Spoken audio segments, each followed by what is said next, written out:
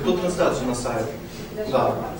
Мы уже как бы можем вещать потихоньку. Ну, даже не потихоньку, а потом. Ага. Ага. Ага. Ага. А кто-то это контролирует?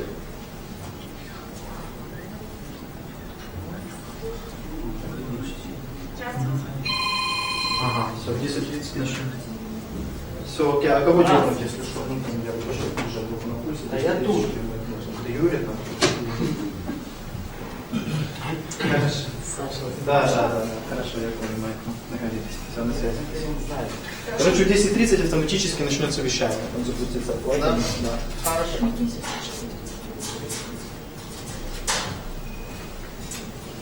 Так, ну я уже вещаю. Там уже когда на сайте опубликуется, тогда Ну, сейчас Сергей в пути там уже? ну да. Он в пути еще полчаса назад был. Причем я заехал в офис, забрал там инструмент и приехал сюда. Ну, едет. Может реагирует, еще Но тут тоже Wi-Fi без пароля. Да, без пароля. Да, кому надо подключиться к Wi-Fi? Можно подключиться? Алло, да. Окей.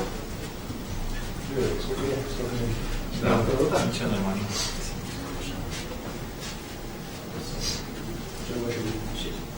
Ну, мы включили чуть-чуть раньше, чтобы видели наш монтаж. Важно для нас и не просто. А кто разрекламировал ссылку? В всяком случае, она не дает ни пересвету. Бывает, нет. Есть На палатке. Да, уже. Видимо, с полуном делается. Обычно такое простое. Оно в белом стиле, там черным мотался, видишь, решетки все перекатывать, перекрашивали. Нет, так очень хорошо. Давай. Сейчас Ну, я вот что говорю. Я не основной потенциальный клиент. Да, как Самый потенциальный.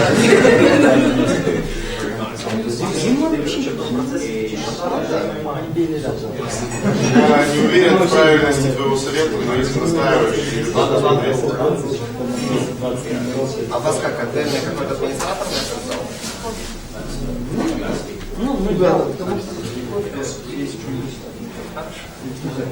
Получить розовый румянец. Да. Я иду все-таки попью кофе.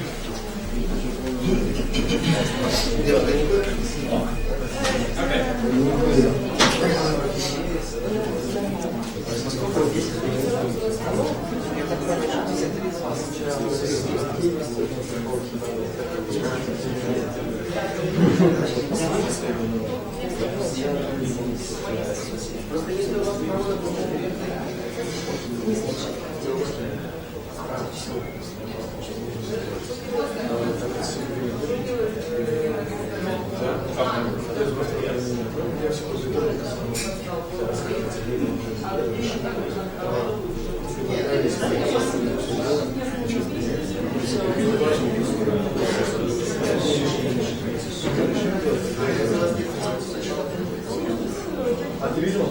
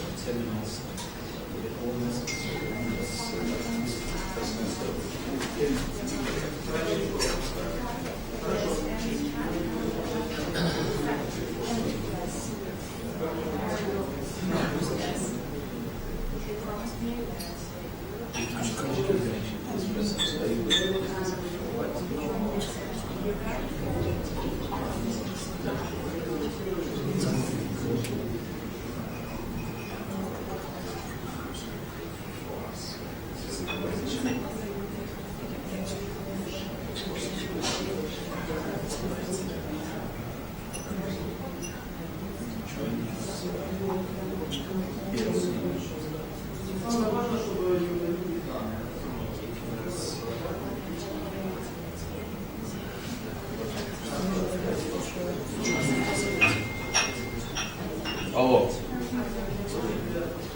Слушай, что так, ребята?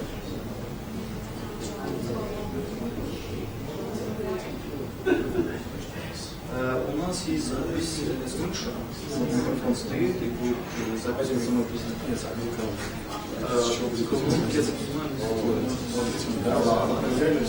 Вот здесь микрофон, может быть, слышно,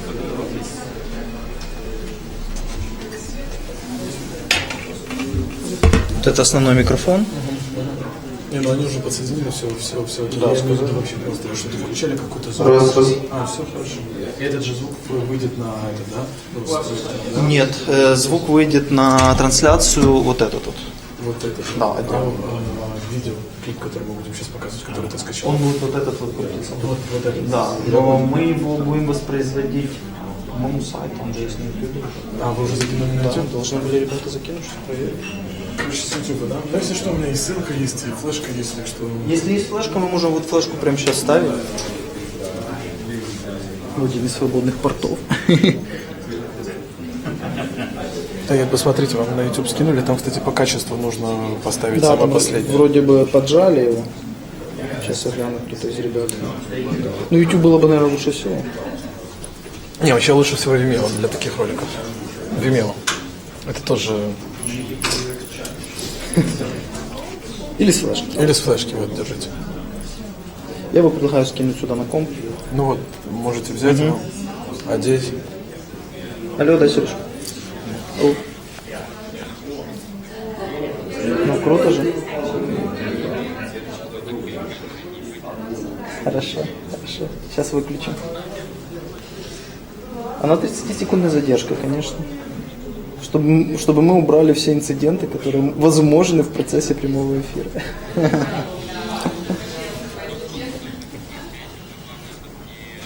А звук какой хороший. А звук хороший, правда? Вот, видишь, как насколько все круто. Да. Это мой. Хочешь? Ну так, хорошо. С какой флешки презентация идет? Я бы ему дал. По-моему, это мышка. Нет, это мышка. Вот эта мышка. Я ее не... Уже вещает. Прямая трансляция. Ну, конечно, классно.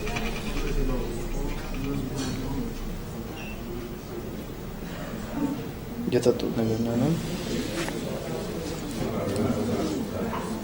Вот. Нет. Вот. А, не включится. Какая? Вот Варвар. Угу.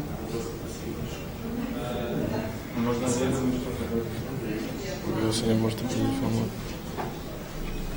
Ну, даже выглядит как-то подозрительно. У меня есть ощущение, что это вирусня какая-то. Не знаю, у меня воспроизводился. Я сейчас попрошу ребят ссылочку нам скинуть, пускай. Короче, на YouTube есть по-любому, да? Тоже думаю, Что не было никаких.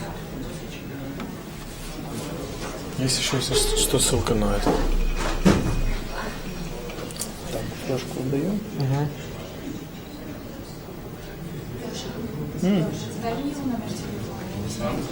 Чей?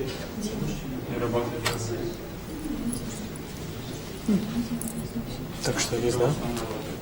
Сейчас звоню.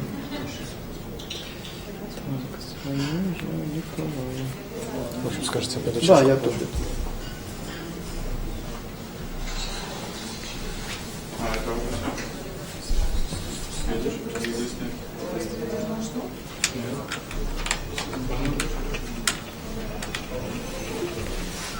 Оля, привет.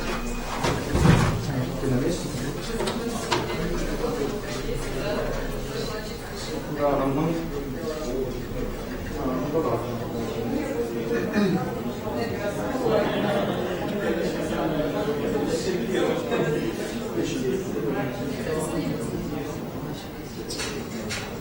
And Evgeny for inviting me to Odessa. It's the first time I've ever been in Odessa. It's going well so far, apart from arriving at 2 o'clock this morning, which wasn't terribly pleasant.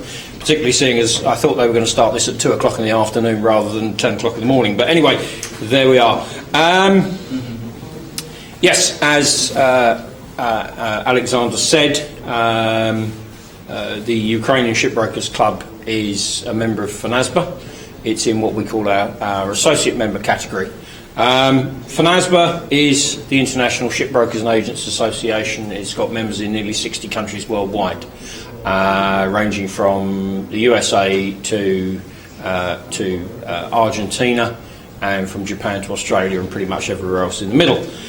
Been going now for nearly 50 years, and in that time the association has grown in coverage and strength. We are the only Agents and Brokers Association, representative association, and it's our role to promote and protect the interests of those two professions in the international and regional fora. We promote and protect the role of the agent by taking up issues at international, regional and national level, bringing together the members to support a particular member with a particular issue or series of issues which you may have. We have consultative status with the International Maritime Organisation. We have a slightly strange relationship because with the World Customs Organisation, who do not have a sort of consultative status, whereas the IMO formally has one, which brings the trade, the professions into their work. We also have the CMI, the Committee Maritime Internationale, in membership, Intertanko, Intercargo, BIMCO, the Baltic Exchange, and the International Port Community Systems Association as well. They're all members of ours. And what this allows us to do is it allows us to work across a number of professions to come together to address particular issues, either at IMO level, where we've been involved with things like the amendment of the FOUL Convention. We're also now working on single windows, and with issues of customs and other, which is always a problem for everybody as far as I know. And we also have a European committee called ICASBA, which at the moment membership is restricted to members and applicant members of the European Union. But obviously what that also allows us to do is to raise issues at European level with the European Commission, and also equally importantly to stop them doing the things that they think are a good idea and we think they're not, which is actually more common than you may believe. So, you know, one of the things that we are obviously promoting, and it follows on what Alexander's going to say next, comes to transparency, openness, free competition, and all the other good things that we all talk about. That, you know, in certain countries you take for granted, but others there are issues with that. And one of our roles at national level is actually to support an association or a member if they have a specific issue with their authorities, or even a series of issues with their authorities. We've always said that one association acting by itself against a government department is not going to get anywhere. It's, as we say in English, banging your head against a brick wall. You know, the government will just say, well, actually this is what we're doing, and, you know, no, that's not the way it's done anywhere else, etc., etc. What we can do, and what we regularly do, is gather information from the rest of the world so that we can present the association, the member, with a portfolio, basically, of current practical examples of the way the same issue is dealt with elsewhere.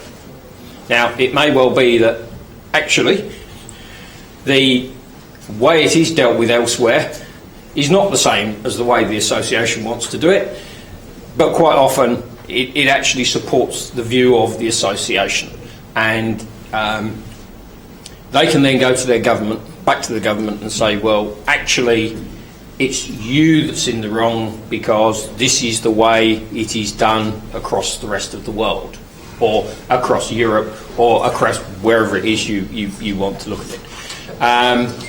So this gives you the strength and support of the international community, and this actually is very, very useful when it comes to trying to get your views across to government. We quite often do this by way of surveys. You will come up with a question, we'll put it to the members, and we'll collect all the answers, and then we'll send them back to you. And as I say, it then allows you to take a view on how you then want to take that forward, but at least you now know how the rest of the world is dealing with a particular issue. We're just actually about to do another one on container weighing, which was one of the biggest things to hit our sector for a very long time. We worked with IMO on the introduction of container weighing because we actually thought it was a very good idea. And subsequently we've been finding out from our members exactly how that is working in the real world. That's not necessarily the way the member states are telling IMO it's working. This is the way it's actually working on the ground with us who are dealing with these issues all the time. We've now been asked by the Secretary General to come up with another survey which is looking at it 6 months down the line from introduction, and again to find out exactly how it's working. And the fact that we are independent of all the other vested interests in the maritime sector, the ship owners, the ports, the terminals, the authorities, etc., does allow us to get down to the real detail of what the issue is and how it is being dealt with. We've heard all sorts of comments from people at IMO, and you think that's not really the way we're seeing it. So as I say, one of the strengths of FNASBA is its international membership, and equally importantly, its relationships with all the big organisations. As I said, we work with a lot of associations in the maritime sector, both at international and European level. And this is obviously something that we are continuing to do. And as I say, it's something which is available to you guys. So through the Ukrainian Shipbrokers Club, you have every right to come up to us and say, we've got this problem, how can you help us? I think with some of the issues that I've been told you have here, I think it's also very good reason for you guys locally to get together with your colleagues in other organisations. I'm not saying this just because FNASBA gets more money out of its full members than out of its associate members, but it probably would be a good idea to sort of morph, if you can, the Shipbrokers Club into a Shipbrokers Association, and you can then start working with other people, whoever you've got around here, to get together, because again, a joint approach is much stronger and much more effective than an individual approach. As I say, what FNASBA's committed to doing is certainly supporting you guys in doing that. And certainly, I suspect it will happen now. Come to us when I get back and, ask us for your help. Obviously, your government's going to talk to you, but as I said, if you've got the strength of 55, nearly 60 other associations worldwide telling people how it's done, obviously we can bring together much more weight to bear on the issue than you can by yourselves. One of the other things that we're doing, because I'm aware from the title that we're talking to shipbrokers, is an awful lot of the things that we talk about at the moment are for agents, because it is the ship agent that is having issues with reporting requirements and single windows and all this sort of stuff. We are also trying to sort of rebalance the association a bit to get more stuff for shipbrokers. This is where we work with BIMCO. We work in a documentary committee. Some of you, I hope, will have seen, some of you may even have used our new agents appointment agreement, which we developed with BIMCO as a way of formalising the arrangement which used to be, hello, can you look after my ship, she's arriving in so-and-so. Yes, that was an agency agreement. That's what I did when I was an agent for 25 years, working for an Australian company. Frightens me that we actually did it that way, but we did. We're doing that one. We're then doing a general agency agreement, which is more for longer-term agency arrangements. That will be coming out sometime in the next 3 months, I hope, if we can approve it and then BIMCO can approve it. But as I say, we are trying to rebalance towards shipbrokers. The problem is shipbrokers don't seem to have single issues that we can get our hands on. You know, they, as I have said before, are keeping their heads down and trying to make money, and that's the important thing as far as they're concerned. But again, you know, we are open for shipbrokers to come to us. Fulvio Carlini, who I know has been here before, along with my president, John Ford, who was here last year and I think the year before that. You know, we're keen to do things for shipbrokers. But, you know, we need input from you guys as to what we can do and where we can help you. We can't be expected to know what's going on. I can't anyway, myself and my new assistant can't be expected to know what's going on in every one of our nearly 60 countries. So we're here, we're ready to help you, we're willing to help you, we want to help you. So, you know, by all means, through Alexander and I guess through Evgeny, if you've got issues that you want to talk about or you want to raise with us, please do so. I will put a copy of our introductory presentation, which I was going to do. I have spared you nearly 30 slides as to what we do. But more background, there's more information about what we do and how we do it on our website. And I know Alexander's looking at me, so I think I've just about finished, unless anybody's got any questions. Thank you very much. Okay, thank you. I look forward to sitting through the rest of it and seeing you all this evening. So I hope the online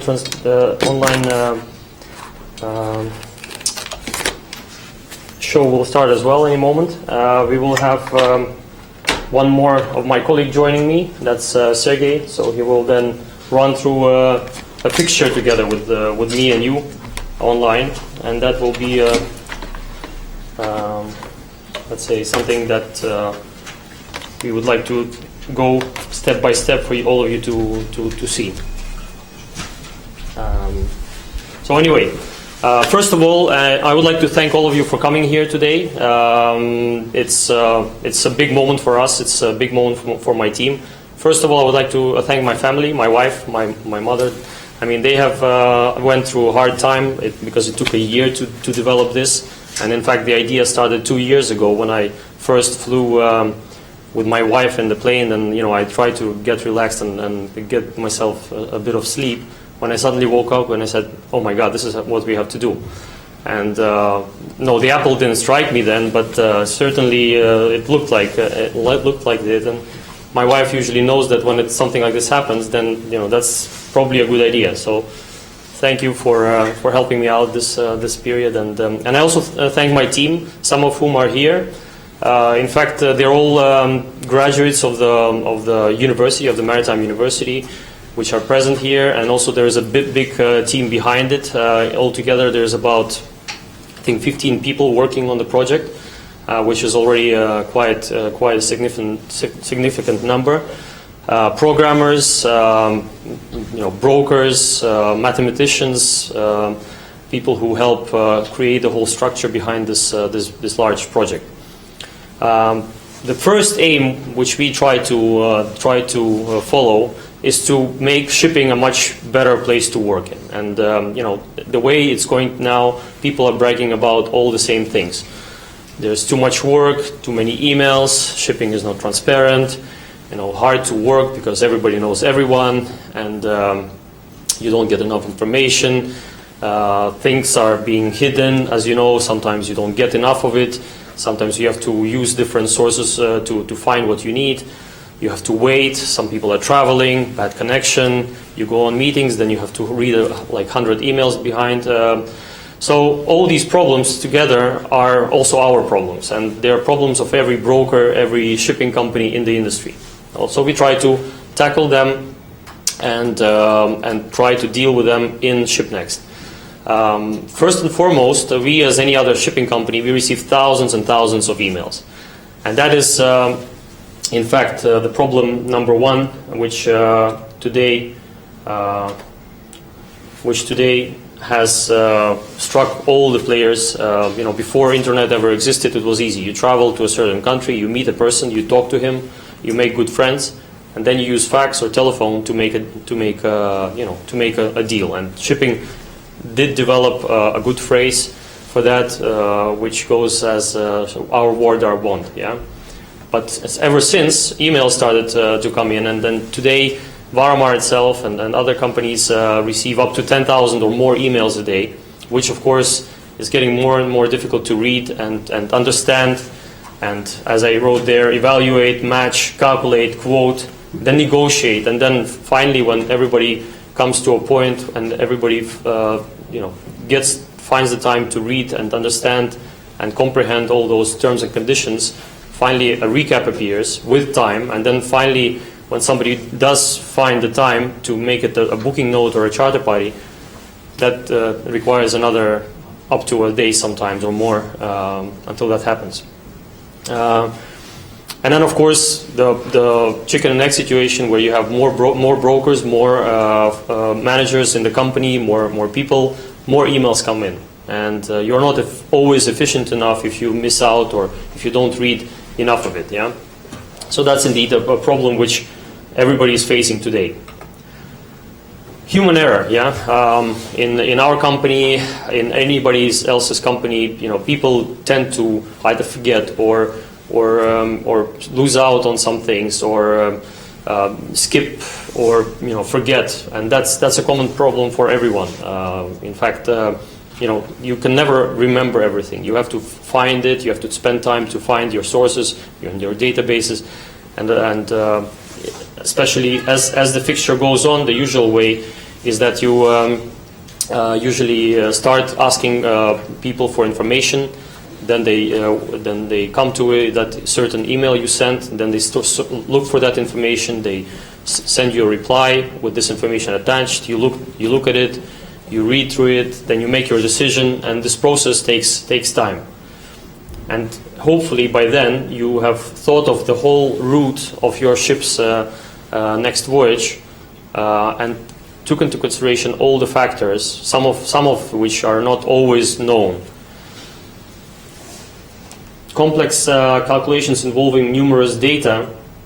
This basically means that every time a shipping company, for example, wants to give you a quotation, they of course have to consider all the factors relating to the ship, the cargo, or the ports they have to call, down from the ship's data, all the distances, the port data, all the restrictions, size restrictions of the ship, making stowage plan, and all other factors including navigation, sanctions, wars, riots, conflicts, weather, and so on and so on. And believe me, it's very difficult to keep all that in your head. Sometimes, when you have a cargo on your ship, or let's say in your email, you first think about making the right calculation, and then only you start thinking, am I actually going there in a safe period of time? Today, you're never too certain where conflicts or wars start out, so that's of course a challenging moment as well. And then the third set of problems is the transparency. That's actually a problem number one in many companies today, and this is why a number of companies have already started preparing their own auction sites or auction software, where they would lay out their cargo and allow carriers bid on it and carry out the transportation in a most transparent way. And we are, of course, certain that this is the trend to follow. More and more companies are trying to be more information friendly, more open, and of course with that they usually save money, time, and reputation. Corruption is a part of it. As you know, many companies have also started making changes in their staff, putting new people in, younger people, sometimes women. I don't know if you know it, but only yesterday or the day before yesterday, if I'm not mistaken, Glencore was it, or Cargill, who announced they are looking for a lady CEO. And this is also part, I think, of the whole trend of changing the opinion on who should run the company, whether it's transparent, whether the approach is flexible or modern, and of course the trend to also break the old perception of business as only a closed circle or a friendship based relationship. And of course, today's trend towards automatization, helps solve the problem of having more and more people doing more and more routine work. In our company as well, in other companies, it's very difficult to sometimes find a person good enough to handle information because he needs a lot of standard knowledge. He should of course understand English. He should also know maritime English. You should know all the let's say the databases, all the information on ships before he actually starts doing something. And it's not that this process is not necessary, but it takes half a year to a year to sometimes learn or teach them to find that information, use it correctly, and it's still, even if you do that, you still sometimes face risks like losing a person because he wants to move on, or he wants to grow in your own company in a different department. And this is a logical process. If you want an experienced, very professional employee, of course he would one day, when he learns everything, he would come and say, now I know this, I would like to move on. And that's a problem which of course everyone is facing. And if you don't give them that opportunity, they would move on in another company. So, this of course is a challenge for any shipping company or broker company as well. That part of the process is routine, and it should be there. It should be handled by simple computer code, because a lot of it is just standard routine. So all these problems is in fact tackled and solved, hopefully solved by ShipNEXT. Of course. As I said, all the information comes in from various sources: forwarders, traders, producers, and on the one hand, and of course ship owner and broker on the other hand, sending all sorts of information, including cargo, ships, sometimes all kinds of spam which you don't need, and of course you have to run at least through the subject fields. You do sometimes skip it, but when you go into these emails, they're all written in various standard or substandard ways, no matter how people want it. Sometimes they use short language, sometimes they use standard text, and when you start going into it, you start getting your money, your time and your money wasted. What ShipNEXT does is actually understand all your emails, unless you use your application, your mobile phone or your computer screen to enter the cargo or a ship.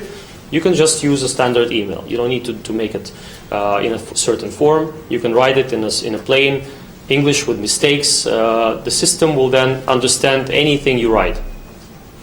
So any text, even personal opinion, would then be comprehended, understood, and made into a cargo or a ship application request. And that information is then spread into databases, ships and cargo, and then of course you can match it in a second.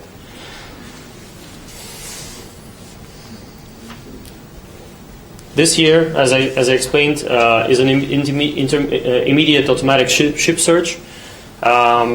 In ShipNext, we use over 60 databases. I wouldn't tell you the exact number, but those databases include everything from cargo specifications to rules of carriage by sea, packing, information on packing, stowage, total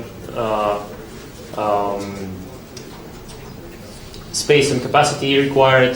You find the ship by crane capacity, by hold and hatch sizes. All this information is then stored on almost every ship today. Hold and hatch requirements, ship's position, the ship's database is there with all the characteristics of all ships. ShipNext also allows you to use to find ships according to ship's compatibility with the cargo, depending on whether you need a heavy lifter or a single decker or a twin decker or a bulker, or information based on port restrictions, berth restrictions, navigational restrictions, and all these databases are then used to find the right ship in the position for that particular cargo. In fact, we are not yet ideal in this, but the intention is to also see how the voyage will go and use the positioning of the ship to actually calculate when the ship reaches a certain destination and check the restrictions at destination as well, including ice requirements, ice class requirements, and other sorts. With ShipNext, we actually give you a chance to do all those cross checks instantly. You don't need to look through databases, online sources. You don't need to look in your old files. All the information will be accumulated. Every port, every ship, every cargo has a profile behind it. You don't have to create it. It's created automatically, but you always have a chance to go online, change your ship's characteristics, change the port's characteristics if you're a port manager or any employee, and you see that it's not yet updated, for example, for today's information, or the agent. We are also planning to use a network of agents who will be our partner agents, benefiting both from their local experience, from their updated knowledge, as well as helping them benefit from the timely information from our sources. Immediate cargo search also requires a lot of databases. Yeah, you need to know what crane capacity is required. Yeah, and it's all sourced from the email. You can always, of course, also attach your packing list. By the way, packing lists in ShipNext are also adjustable. You just simply either send it in your email or drag and drop, and the packing list is then made standard. I'm sure all of you know that every time you ship a general cargo, not only do you have to wait for that packing list, but you also have to then understand where length or width or height is. You have to go through all different columns and make calculations on how much is it in total, and that also takes time. Well, ShipNext does it automatically. It basically learns all ways packing lists are made internationally, and then when it sees it, in seconds it can check all the millions of ways it has been already done, and find that way that it somewhere resembles and make it standard. So at the end, all the packing lists you will see are then standardized. In our system, we will also have information on ports restrictions, berth restrictions, information on whether you have cranes, heavy lift cranes in the port, what facilities you have, and in combination with that, you will always be able to find the ship which suits a certain port with considering its restrictions. Optional, we will give a chance to ship owners to identify their preferred hire. They would like to earnings on the ship they would like to receive, and we will give them an opportunity to later on adapt or install their online quotation. That actually is taken from somewhere from the Uber Uber-like products where they already adapt cars to automatic rate calculations. Well, in shipping, it's the same thing. Everything is basically a formula. Yeah, the most difficult part of calculations is the port DA, which changes in many ways according to the ship and the cargo, and the need to do lashing and securing. If it's general cargo, but all the rest is basically standard. Every ship has passed the canals. Canals tariffs are also known. Port DAs are also calculable by using formulas. That's basically a standardized procedure in most of the ports. You know everyone the bunker prices today. You can get sources of information or get brokers. Bunker traders logged into the system and then provide their bunker prices, and with that you can always make those calculations automatically. This is what we do in the office. We also ran so many calculations a day that sometimes you find yourself doing mostly that. But basically, it's also the standard set of information flows that you always keep in your head in most of the cases. But if you have a source to help you, that's always easy. And of course, we always give it a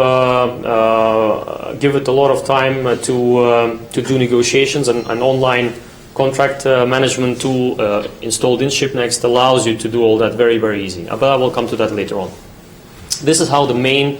It's actually first time publicly shown. This is how the main screen of ShipNEXT will look like, and I will come to that in a live stream as well. Every time you log in and you choose your type of cargo, either as general or bulk, liquid or containers.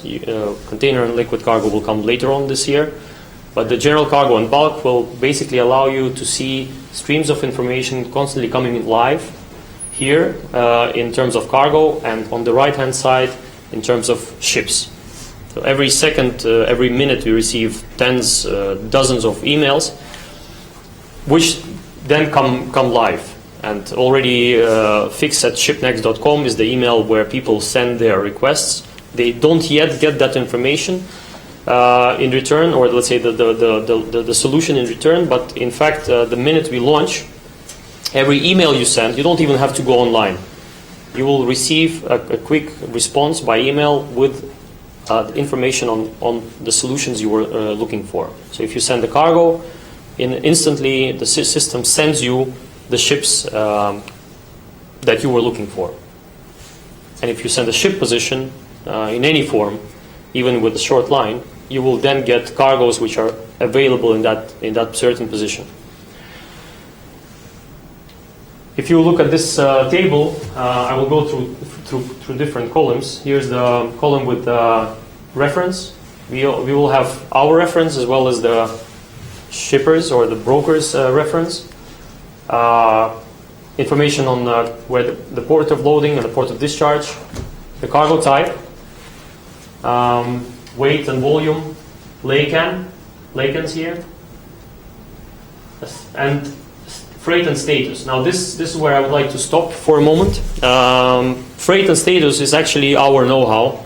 It's an online information on what is the lowest. If somebody uses ShipNEXT online, for example, it gives a lot of benefits which I will describe later on. But if somebody does use them, the rating, the freights they give will be available for everyone to see without actually seeing who gave them. So it's a kind of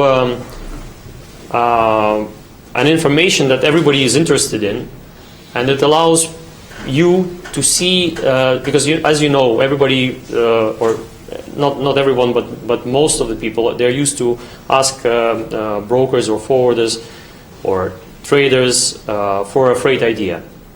Well, freight idea is, what is it usually? It's mainly either what they sold the cargo at, or usually the rate that the market has been offering last time, or at the moment. So this information, you don't have to wait for it.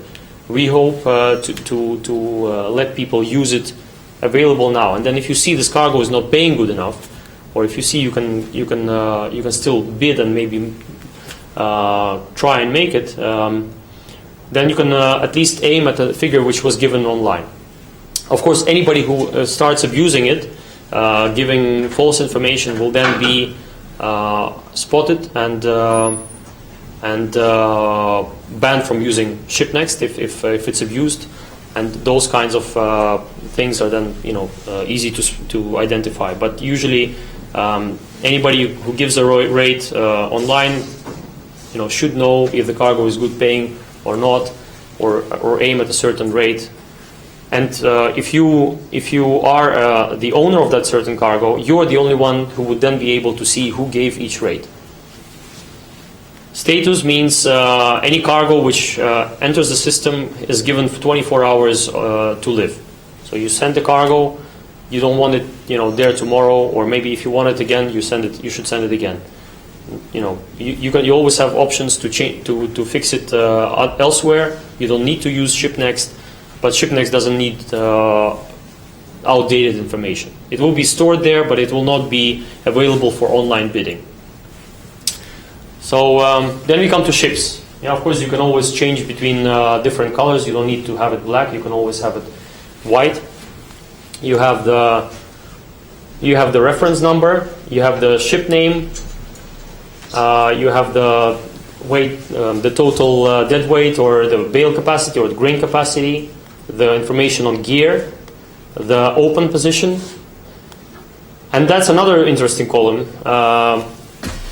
Anybody has any ideas what it's going to be? This is actually a possibility to charter the ship, take a ship on time charter. So this is another interesting thing which I will address separately. It's a platform where you can always bid on a ship. The owner will get your bid in a form of an email. He doesn't need to go online. He will always get your bid through ShipNEXT in a form of a very nice structured email. So it's a possibility of giving a bid and thus forming the market for that certain ship as a commodity. And of course also a lifetime, the status of 24 hours. If the ship is fixed or the cargo is fixed, the status changes. Yeah, so you always have then a status shown as fixed. Any questions at this stage? We don't have online questions, but anybody in the room? So that's basically what ShipNEXT allows you to do, is very easily, and I will run through this online then, let's say see all the cargoes coming in live and all the ships coming in live. Here's what you get when you click on either a cargo or a ship. You get very structured information on the company who sent this cargo. It can be a broker, it can be an exclusive broker, and trust me, not many cargo owners or traders or shippers actually go and trade anywhere online. They talk to exclusive brokers, and it can be a broker who here plays a role of the owner of the cargo. But all the information will be structured. You can check information on the ports of loading, ports of discharge. You see the laycan, you see the packing list attached to drawings. They will also be sourced from the email. If the request comes through an email, all this information, the terms, will also be sourced. Yeah, whether the shipment is under deck or on deck, whether you can accept part cargo, whether you need last in first out delivery. All that information is sourced from the email. Then you have ship part, and that is also a very nicely presented description of a ship. Trust me, we have most of the heavy lift and general cargo ships already in our system. And by saying that this, I also mean all their internal measurements, all their hatch measurements, all the crane capacity. I think some ships we know better than their ship owners. And we have people entering it on every day basis.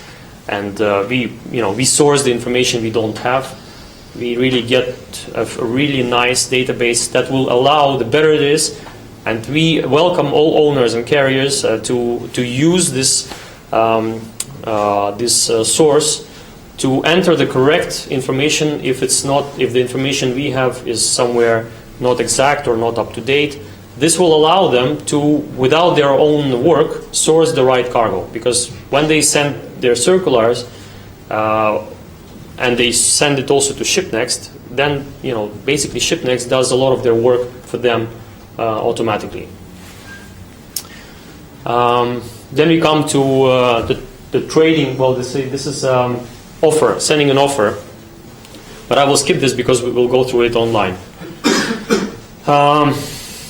This is phase 4. We will integrate all other players in the market, including agents, as I said, insurance agents, insurance brokers, insurance companies, ports, banks, bunker traders.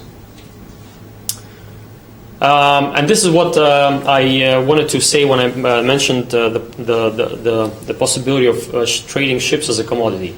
In fact, today, one of the main problems, as you know, is globalization. And shipping companies go bankrupt.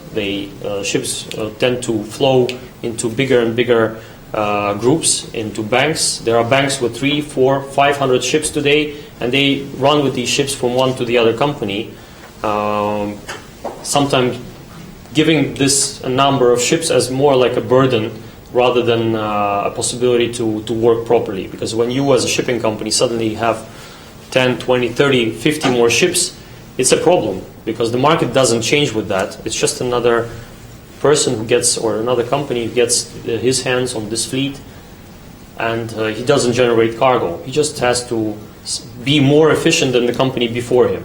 And that takes time. It takes half a year to understand these ships, to find the people, to manage them, to operate them, to get used to crew and other things that, in fact, delay the efficient work of that ship. And with that, it's not the ship owner who actually loses, it's the bank. It's you and other people who invest in it. It's the investors, banks, and actual owners who lose out from any inefficiency. And so our aim is to actually make ship a commodity, to allow anybody who's better trader in a certain region to get his hands on a ship if he is well rated, he has a very good reference, he's well known to the international shipping, approved by you name it, BIMCO or FNASBA, or has credibility enough to charter that ship. To be able to take the ship on time charter as a commodity, use it, operate it to the best, not only to his own best, of course, but also to the best of the actual owner. Today, as you know, a lot of banks go bankrupt, and it's not always because the market is bad. It's because the ship owner in between, the ship operator, to say it, the carrier in between, has not been doing a great job. And we know situations where a carrier or a time charter operator or even a forwarder or even a cargo owner, trader, cannot get access to a ship because an operator, because a carrier says he doesn't like him, or because he says, look, I have my own scenario for that ship. And we would like to break this ice and help people get more efficiency out of availability of today's tonnage. And at the end, this will allow saving ballast runs and more money losing. Of course, there were other attempts made in shipping to make an electronic source or a program or a website or something that would help people get more done with all the information flow you have. I here list just a few competitors, so to say, competitors of ShipNEXT for you to understand what the difference is. And of course, most common is AXS, the Baltic Spot, Compass. There are others, of course. I don't name any of those who deal only with containers, like Flexport, like Freightos. I don't take them into consideration because we at the moment do not handle containers on ShipNEXT. ShipNEXT is, of course, an email sourcing, but a more smart email sourcing program, because not only do we source port information and cargo, and only the total weight, but we also source all terms and conditions which are listed in that certain email.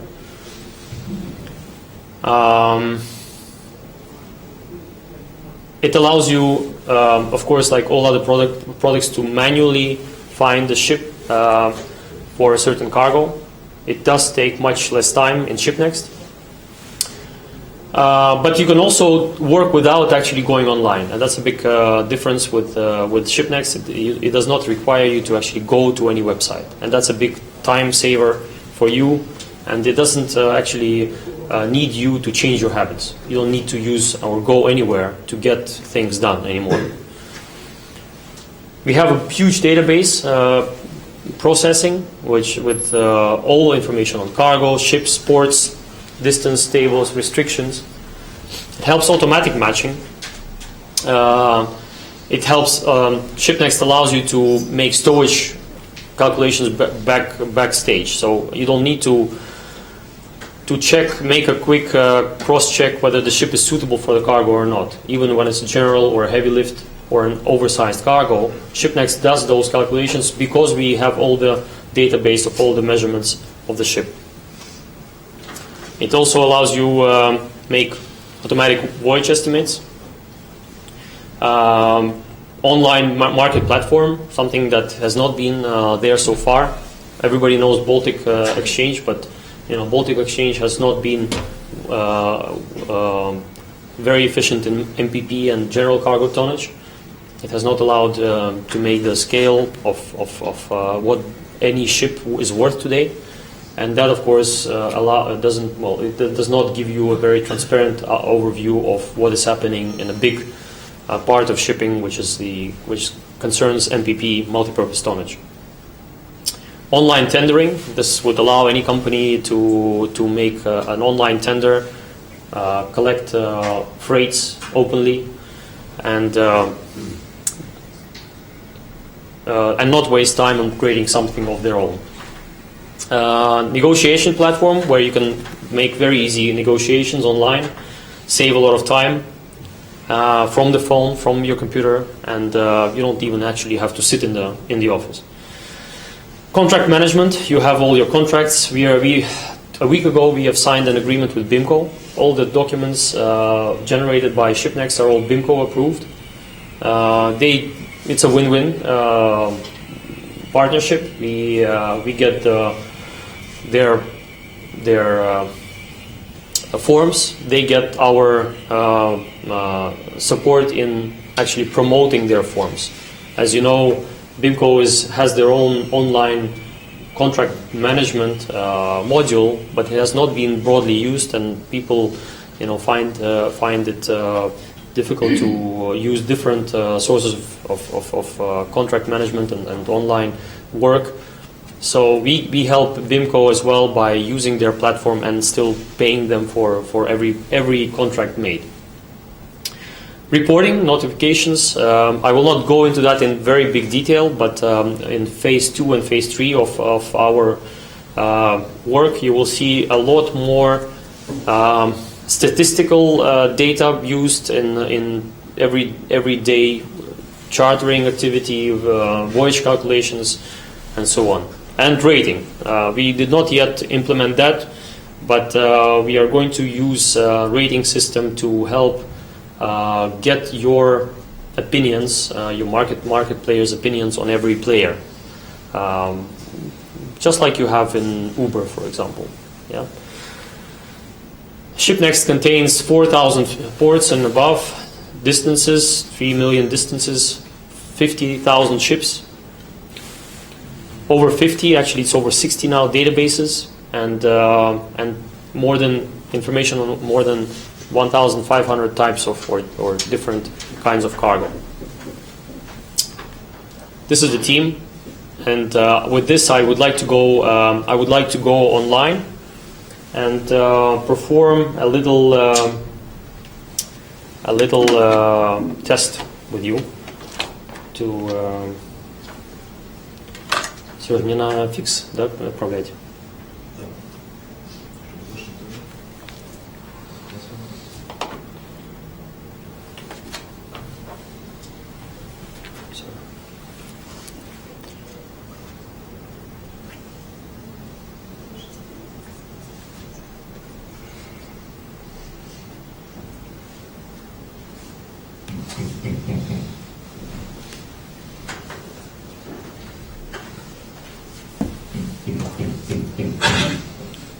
Actually, I would suggest a 5-minute break so that we get installed I would like everybody to see the email, how we will type the cargo so that everybody gets to see, in fact, how, yeah? So 5-minute break and we'll get everything set and then...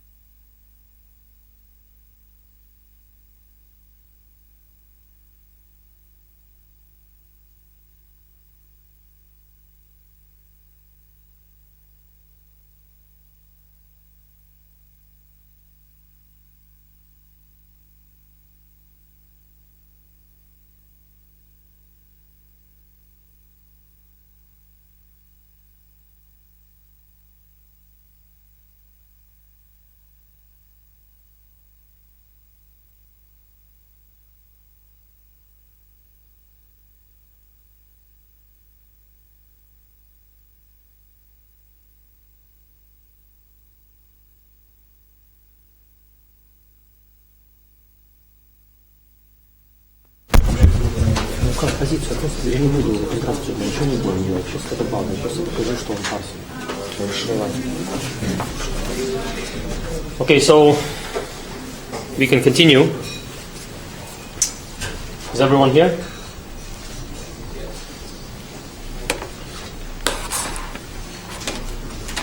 So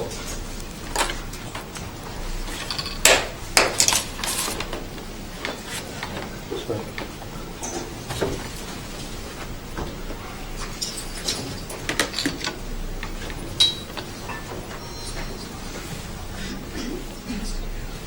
Okay, so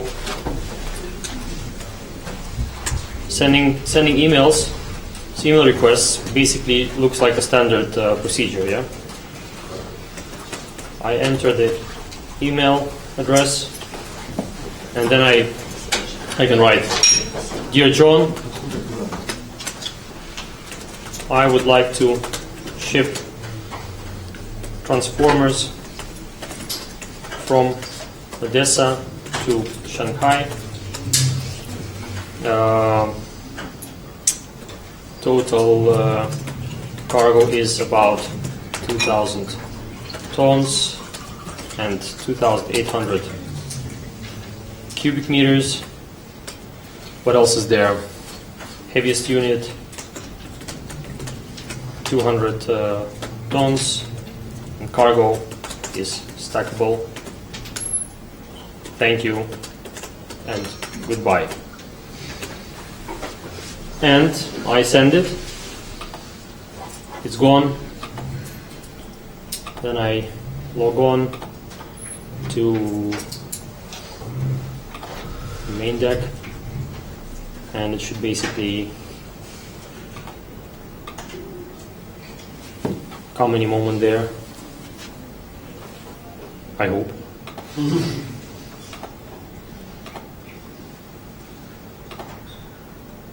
Yeah, here it is.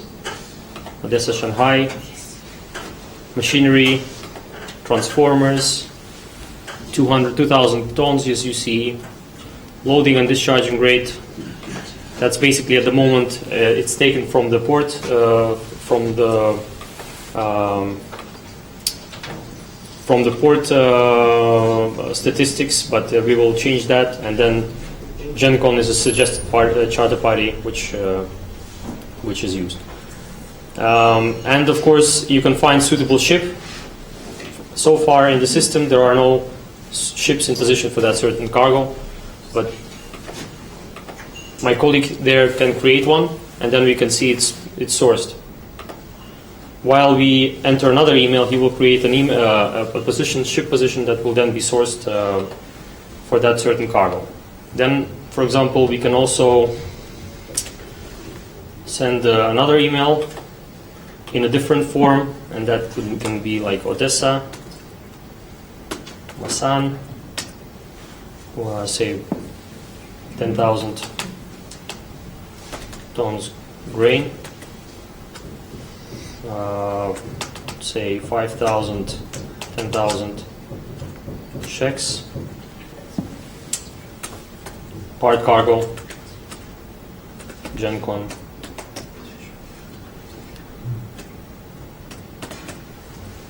And then 2.5%. And we go.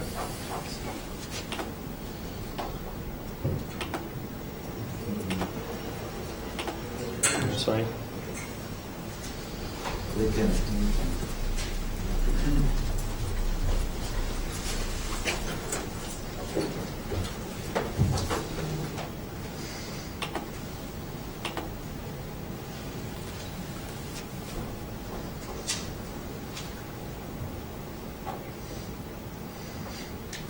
Doesn't show. Сергей?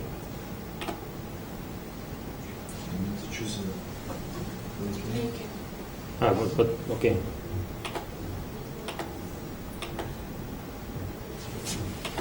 So we go again. Sorry for this, I didn't mention Lakan. So Odessa, Hassan, Lakan, 1-5 June, even like that. Then 10,000 tons grain, 5,000, 10,000 checks. What else? GenCon, and 2.5%, and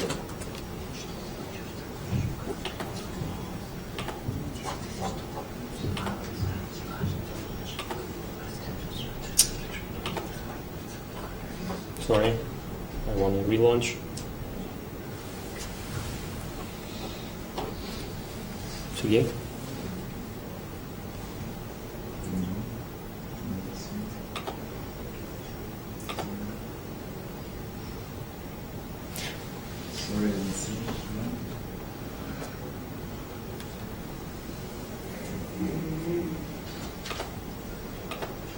Doesn't come in. Let's see if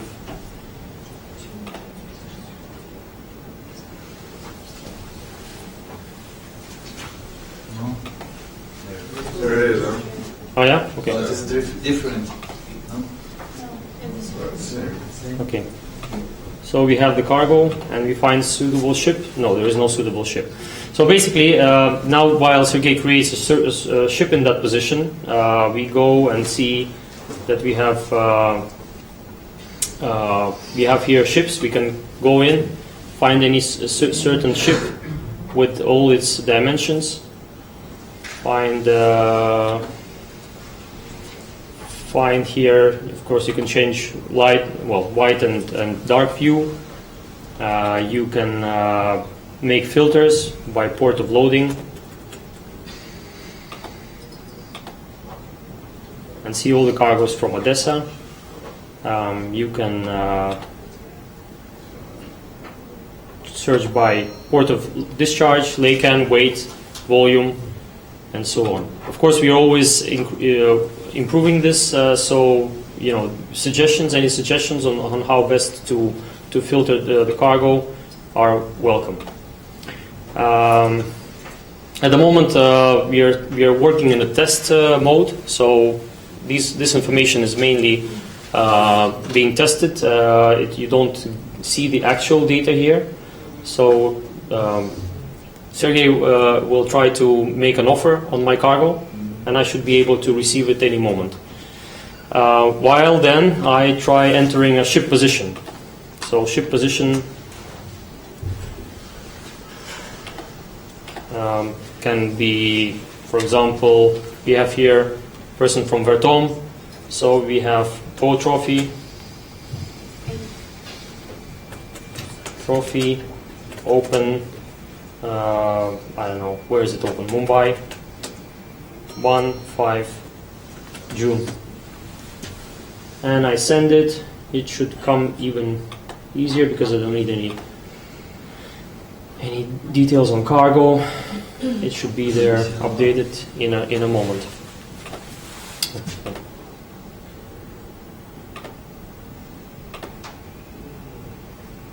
Should be here any moment. And oh,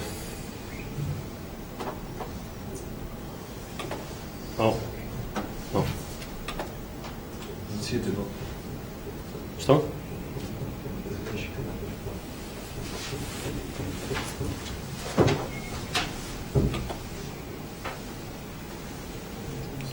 While I...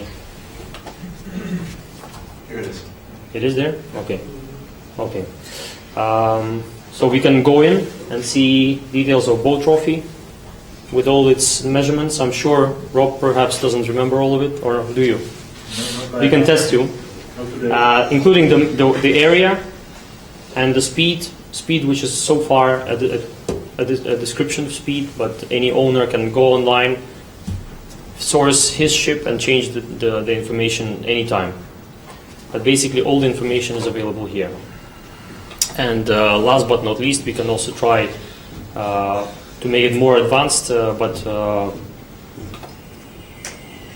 I don't know if you are, of course we can make it more, for example, we take a BBC ship. My greetings to anybody from BBC who's watching this show. Alabama.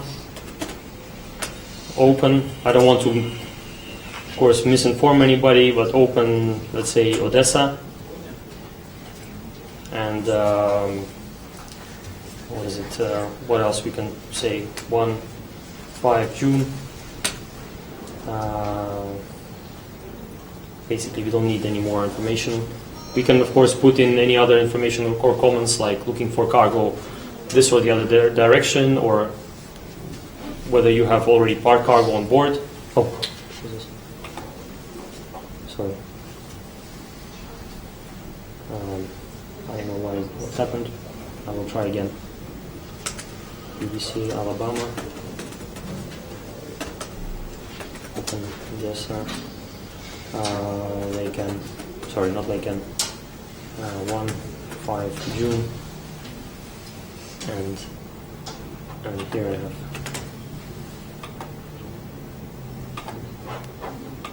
And so eventually it will come out here.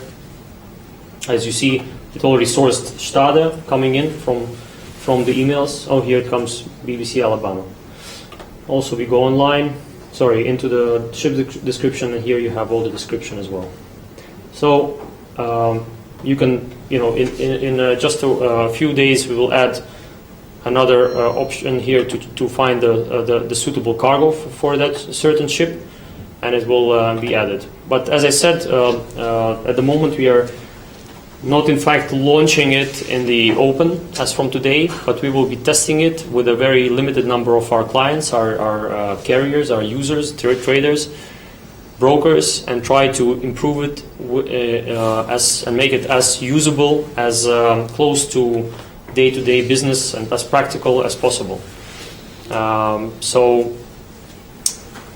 Sergey, когда мы получим ставку, when will we? I would like to make one simulation of a charter. Oh, you can also, of course, drag and drop. If you drag and drop, you can see I can choose whom to send it to. That's something I wanted to demonstrate as well. I will repeat it once again. So if you are a broker and you see that the cargo came in and you would like to try it out, you can drag any cargo you want and drop it on a and drop it on a ship. And send a request. You see, this ship came from only one company, so I don't have a choice. I don't have an owner or broker to choose from. But I can type my message, hello, yeah, please offer or whatever. Then I have already the cargo here. I don't need to type it again, and I can send a request. Send a request to that owner. He will get it on his email. He doesn't need to use ShipNEXT, but everything comes in a very standard form. You will not have to read and understand whatever you need. Everything is very easily structured and so on. Same comes with the ship. You can take a ship. You have an offer. Huh? You have an offer. Oh, I have an offer. Okay, but anyway. Okay, I come to an offer. I received an offer in the meantime from Sergey. Here it is. We just took Varamar here as a standard charter merchant. We will change that anytime we want, but I will send it. So I want to either reject or fix or counter offer on this one. So I go into counter offer. I choose my message, hello, or whatever. Then I can choose, if I'm a charter, I can choose another company name, XYZ. I don't need to charter only as a company I signed in with. I can put an original cargo owner, charter, or any shipper. And of course I can insist Sergey doesn't use any offshore or any island-based company. I would like him to, his ship, what ship did he offer? BBC, so I put in BBC, shipping and chartering. And mind you, if Sergey is a broker, by fixing on basis of a BBC ship, BBC will get if they are an owner of that ship, they will get a copy of every offer this broker makes on his ship. This is transparency. It's a logical process. There should be no abuse of any broker position and an owner of an asset, either a cargo or a ship, should know what actually a broker is offering. And I can, basically go through the details here, my own details. GenCon, I can always change the charter party, and I have here, he only marked shipment under deck. And I would like here to use any other terms and conditions. So I want to put transit time, let's say 15 days. Everybody wants their cargo delivered tomorrow, but I give it 15 days. Then I would say cargo fully stackable, or maybe not fully stackable. So I choose 50% or partly stackable. Then I want shipment smart cargo in and out of geographical position is okay. What else would I want? And then I go to BIMCO, for example. BIMCO terms and conditions. I can freight prepaid or freight collect, bills of lading. So it's basically a set of very easy standard terms and conditions. With time, we will see what is constantly used, what is not, and then suggest according to every cargo type. You will have a suggested set of terms and conditions, so that you don't have to do it all over again every time. So we can edit any terms what we need. Yeah, for, I will come to it. You have also at the bottom your own terms, and you can add your own terms. Sorry. Wait. Add. I don't. This one, your terms. Click on your terms. Oh yeah, sorry. Yeah, okay. Like, please treat my cargo carefully. Well, it's okay. I mean, there are certainly other terms and conditions you guys want, but I want this one. And I send him an offer. Yeah. And Serioza? So you don't fill some fields. Oh yeah. Okay. Let's see.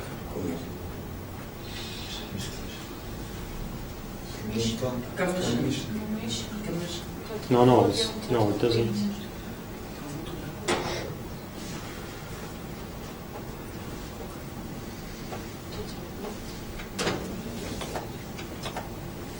No.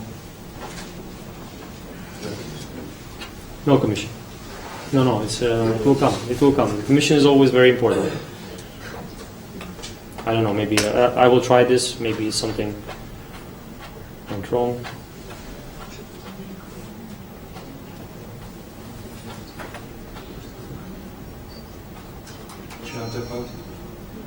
Charlie party is there. No, I don't know. Company. Select a company from the down. BBC charge. No, I did. No. Only BBC charge. But better. It's there. It's there. Look, I should be able to. This, Oh, I have to select it. Okay, sorry. That's it. It should be selected. Sorry, this is the. It should be in the. Once a person registers a certain company, it's there is a profile created, so it should be chosen from the list. Okay. Now we go down and we send an offer. Okay, so offer is sent. You see from this page that I have changed Varamar to BBC because they are the owners.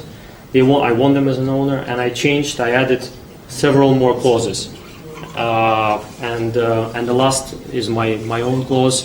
Please treat my cargo carefully is there, and Sergey should see it on his screen, and he will try to counter it. Yeah. So also got this one offer, so I need to counter. Yeah. Okay. Make a counter while I go and play more in my here in my main screen. Try to drag and drop some of the ships. Right. So I can fix it and we can... No, make a counter offer. Okay. А чего мы не можем перебрасывать? Что? Это твои? Okay. So I want to make another offer to. Sorry, I don't want to choose this one. Let me choose another one. Let's say I offer this cargo to this one, and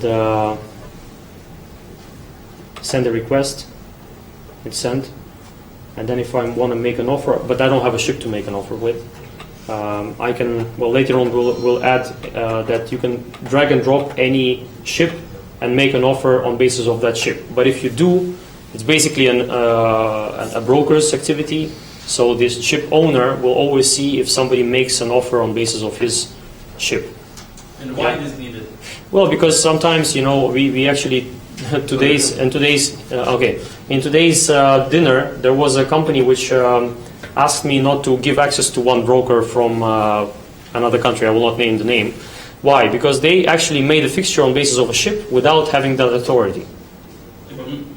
A lot of brokers are doing this. It's not correct. You should, if an owner should know if you're offering his ship, because if you make a fixture on basis of his ship without him knowing it, and you don't perform or he doesn't perform, he may get in trouble. Or no, you can of course choose TBN. But if you're using somebody's asset, let's say you cannot go and present yourself as a person, you know, owning this building. Yeah, you cannot go and apply and say, I'm the owner of this building. I'm offering you to live in room number 325 because you are not an owner of this place. Same with ships. This is probably a bit too much of a transparency, but we think that it will solve a lot of problem and stress, and we can elaborate on this. We can discuss this. You don't think that create more mess? I don't think it. You can always send an email. I think you can always send an email to anybody offering that ship. But if you want to use an online bidding, you cannot offer a certain ship with a rate. You can send it and give it as a proposal. I want to propose this ship. Please consider the ship and let's discuss. But if you're offering a certain freight on basis of that ship, then the owner should know you're offering this vessel with that certain freight. Of course, you can always do it, as I said, online. So here, Sergey countered. He did not accept my underdeck. He placed on deck. The rest he accepted, except the 10-day transit. He asked me for. He told me he will do it in 10. He's the first owner who actually is pushing himself into a penalty. But and then he doesn't like the piracy clause because he will then be probably he's a pirate. But anyway, so I fix and the offer is fixed. The contract is generated on your email or will be generated on your email, and you can go and see in my contracts. I don't know if it's it's not yet added, but you will be able to. You need to look through your email, your main email. Oh yeah, okay. Okay. Yeah, I have here a recap generated already, and I can well, basically also a BIMCO document will also be generated to go with it. So if you see, I mean, we can do it from the telephone as well, and we are always easy with all the terms and conditions which are already standard or are there or are suggested. We don't have to type them in. It's all, well, most of the terms and conditions are already typed in. So any questions at this stage? Yeah. First of all, I would like to ask if there is a provision for subjects. Yeah. We don't always claim fixed just like that. Yeah. There is a provision for subjects. You can also identify your time, how much you need time for those subjects, and the fixture will not be made clean until that time is elapsed, and then you are there to you will get a sign. Please confirm your fixture. Yeah. The second question, which I believe is the most important, as charters, we have a panel of brokers, which is vetted, accepted, and from time to time is evaluated, re-evaluated. So we would not really like to see our cargoes everywhere. So to whom this order, if I give it as a charter, will be visible? Well, it will be visible to the market. There is a big amount. Well, this is an aspect which we didn't yet limit. But I can tell you about 80% of all the emails we receive are all generated and sent all over the market. Of course, there is a certain tendency to also to sometimes limit the number of brokers that's there. We didn't yet add any tools to it.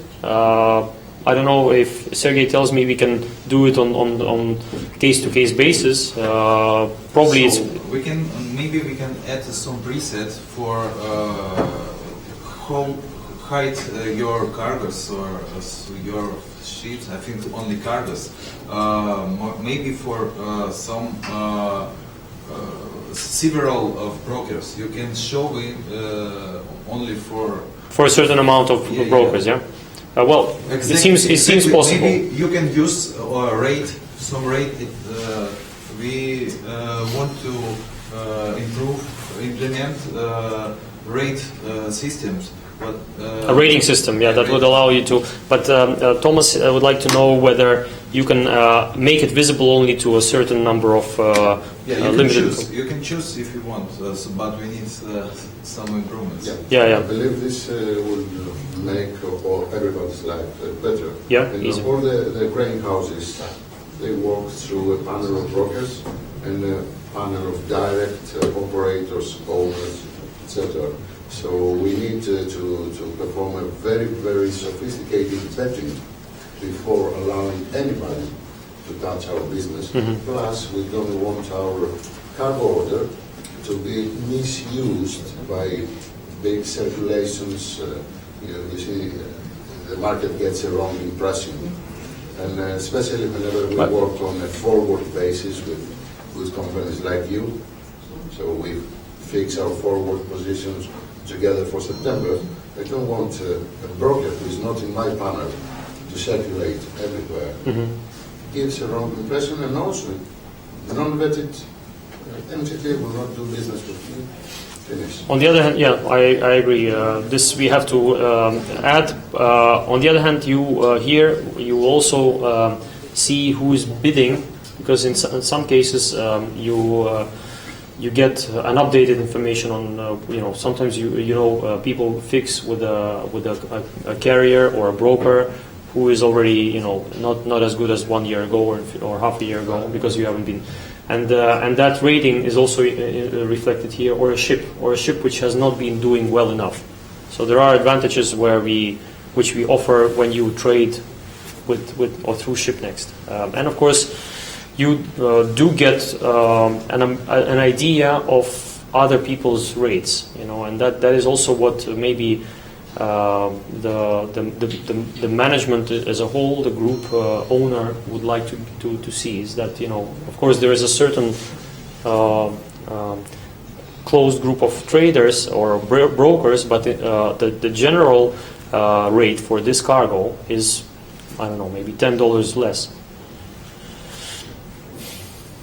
Yes. Yeah, I would like to ask you about, for example, some charters have very specific terms regarding, for example, bills of lading, right? Yeah. For many owners, okay, for some owners it's not acceptable. In this program, do we have a chance to negotiate personally, like on the phone, over the phone, or something like that?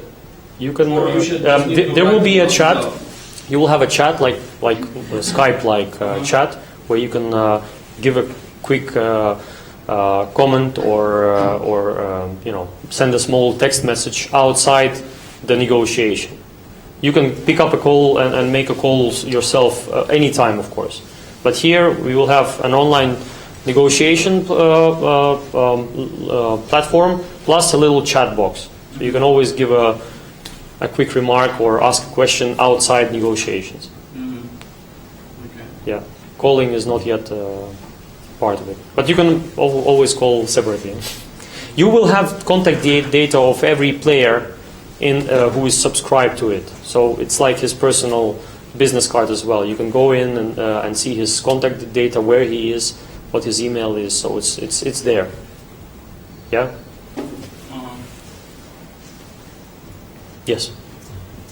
In the list we saw the cargoes of the ships when the ship is coming from 5 sources, let's say. You have the choice to apply to which of the source to... Yeah, you can choose. Yeah, you can choose that. Is the system also showing you the head owner, and you have the choice to do that despite the head owner is not calling you? Yes, from day one, the way we are going to run it, of course we have a lot of owners where we know whose ship it is, and we already link their main chartering email to that certain ship, so that they already get that response. On the other hand, if it's an unknown ship, it will be first identified as a so-called owner, the first whoever sends it to the system. With time, of course, we will identify, or maybe an owner will come out and say, okay, now I want, this is my ship and I want to, first get the information. Then we change it in the profile. But initially, and this is where we also add a possibility for very active brokers to work.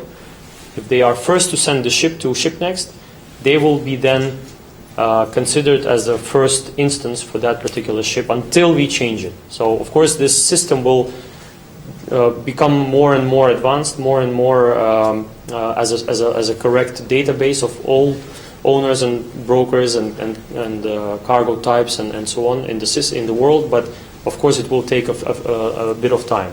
And of course, when you negotiate, you can always choose whom to address. You don't have to address the owner. Many clients they understand that a broker is there to do all kinds of post-fixing and other things. I will address that in a second. And you can choose which broker you actually go through. And I can tell you from Varamar's experience, in fact, in many cases, we actually favor brokers in between. In most cases, we actually work through brokers because they do a big share of the post-fixing and negotiations, knowing the person, maybe being just next door to him, and taking off a lot of additional work from the Varamar's staff. And just to point out, of course, some people, they say, okay, you want to kill brokers, which is completely not about ShipNEXT. I will explain why. Like every one of you have telephones in your pocket, and there is a camera. But did that actually kill photographers? No, it didn't. There are plenty of photographers. In fact, with cameras in your phone, they became even more demanded. They get higher payments and salaries, and there is more and more of them. I'm sure everybody travels here.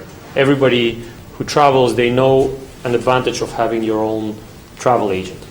What's the advantage, you ask? Well, because every time you book online and something goes wrong, you don't know what to do, whom to call. And in many cases, and I remember myself sitting in the airport, we were sitting in the airport, we missed a flight, not a missed flight, but the flight that was actually cancelled because of bad weather, and we were missing our connection flight. And while everybody streamed upstairs to go to the airline office, I quickly called my agent, and I got the next 2 seats for the next flight, the last 2 seats, before they actually ever ran up their stairs. So there's always an advantage to having a broker in between, not just because he's there to cut the commission or get his commission. No, because anytime something goes wrong, you don't want to talk to a machine. You can't. You don't have time. You don't want to spend your efforts or energy on trying to solve it automatically, and it's not possible in many cases. You still need a broker to help you negotiate, mitigate, help on documentation side, and do many things which a computer or a system cannot help you do. This is actually, ShipNEXT is actually a tool for very active brokers. And when people say, okay, what are we going to do then when ShipNEXT is out? I tell people, you don't have to sit in front of your computer the whole day. You don't need to read the 10,000 emails that come to your system, because actually the computer can read them better for you. You have to take your phone, go out, get some fresh air, go talk to your client, invite him for a cup of coffee, or travel to his country, talk to him, make a personal approach, understand his problem, what he actually wants, and then use ShipNEXT to make a fixture in just a few clicks. That's a tool we are creating. So brokers with ShipNEXT will become much more advanced, enjoy shipping the old way, when they were talking to people more rather than sitting in front of the computers, spending hours looking through 10,000 emails trying to find that business. All that time they waste in front of their computer screens is completely a time waster. Any more questions? Or concerns? I don't know. Well then, I think within a month, a bit more maybe, today we'll identify during the day when the official launch will take place, and there was one little video that was laying here, but it fell. In fact, we made a commercial. We made a commercial to show to you, but it fell.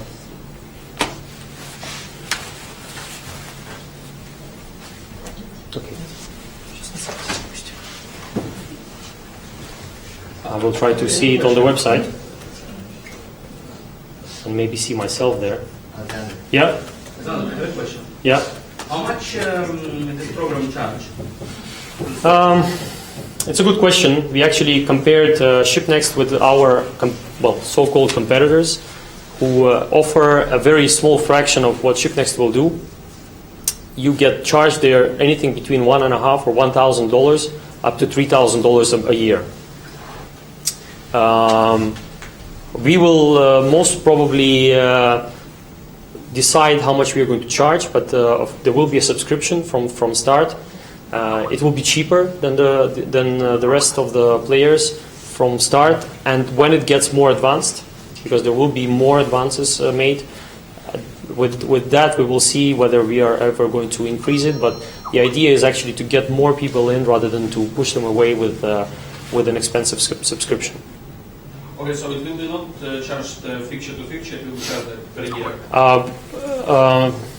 I'm sure there is going to be a little fee charged per fixture if you want to fix online, because there are 3 steps to it. You should understand that you don't have to pay to use ShipNEXT. That's the best advantage of it. You don't need to go online if you don't want to go online and pay. You can send an email, get information by email back. Then if you want to use it more, you want to see who is that person who sent this cargo, who is that owner, what the details of the ship are, what the restrictions or what the details of every port are, and make a fixture online. Then you actually go and subscribe. That's the second phase. That's where you have to first pay. And if you actually want to negotiate a fixture, manage your contracts, monitor your contracts, and see how the ship is performing, whether it's coming on time, do all that post-fixing small contract management work, then I'm sure you will be charged at least for the BIMCO charter party that you get generated. It's a small fee, but it's still there, and we will then consider whether we will charge a commission on every contract that is made, because then that's where, if you're making a contract online, this is where ShipNEXT actually plays a role of a broker, because it helps you make that negotiation happen. But that's only a third phase of using ShipNEXT. Okay, another question. How to prevent, for example, if I send my cargo to the program, right? Yeah. Not inside the program, but by email, and then I receive back some vessel. Yeah. For example. Then I can call, if I know the owner, or you can call him directly if you like. But what happens is, you get a vessel, then you call the owner, and he says, okay, I will send. Who are you? Yeah. Then you say, okay, I'm this and that. He says, okay, then send me another email then, because we don't want ShipNEXT. So you find his email and you start sending him an email. Yeah. Then he sends you an offer because he has to type it, and he will, of course, eventually type it. And then you're out on a business meeting, then you take a taxi and come back to office. That's another 1 hour, 2 hours. He's already waiting for your offer. Because, or from a telephone, of course, but then again, you have to sit and type, copy, paste, cut out, and make, maybe you forgot something on your desk, and, or maybe some things you needed to check, which is usually checked, all the restrictions with ShipNEXT. You have to do it, of course, yourself. And then you make a counter. And then again, the owner is not paying attention to this particular negotiation. Maybe he's reading other emails, other 10,000 emails that came in. And this time is of course, it's your choice. You can also spend it. But we just gave a possibility to cut that inefficient time and do it from anywhere you want, from your telephone, from your screen, computer screen, very quickly, just like a checklist. going to be an app Yeah. on your phone. There is going to be an app within June, and in fact that's part of it. But then when you have a recap, when you actually made a deal, then you sit and go through all those numerous emails trying to come up with a recap. Yeah, that is also a very high, time demanding process. And then when you made that recap, you usually have to have a person to fill in the charter party, or you do it in front of a computer at night. Your family is asleep, and you have to take your coffee and fill in the charter party. And yeah, okay, you don't make it because you are usually a trader or a cargo owner, but a broker usually does it in the so-called free time. Not to waste time going through documentation while he can do the fixing. Anyway, it takes more time than here. Here it's done automatically. And you don't miss out on information. So there is not compulsory. It's not compulsory. It's just a tool. We are going to just make life easier for everyone, and then we will make ShipNEXT as easy to use as possible, as quick to use as possible, to actually make an additional value, and that value is going to be charged for subscription. And if people don't want it, they don't have to do it. The system is filled with information that people like us is entering into the system. I think if I'm not so enthusiastic yet or whatever, that my ships are not entered into the system yet, I suppose. If you go to marine traffic and find a boat trophy somewhere. Yeah, you can do that, of course. Look, every ship owner circulates his position. It's open. It's made open on their websites, or they circulate it. That means they want as many people to see it. Yeah, it would be a bit foolish not to let the shipping market see your position. Not always. Not always, of course, not always. Ships are hidden now in the position of Atlantic, waiting for the market. If something is hidden, it's their choice. As I said, it's always a question of who owns the ship. If you go then to a banker and say, "I'm sorry, Mr. Banker, I took 20 million. And I can't find the cargo," and he says, "Well, but why is the ship hidden then? Why is it not on the open market?" Strategy so that we get higher freight. Perhaps, yeah, perhaps. But okay, life is about choices. And if your strategy is to hide your ship and not allow people find it, that's one strategy. That's the question. I mean, if I have a strategy as charterer or as an owner, yeah. You don't have to. No. No. If you don't want your ship to be seen, you will not have your ship seen. Fagiros, next day, because he's own ice and ship traffic, he puts the position there. What happens? The idea is for ShipNEXT to show only the positions which owners want to be seen. Yeah. If they circulate it, it means they want it to be seen. Yeah. Let me propose something.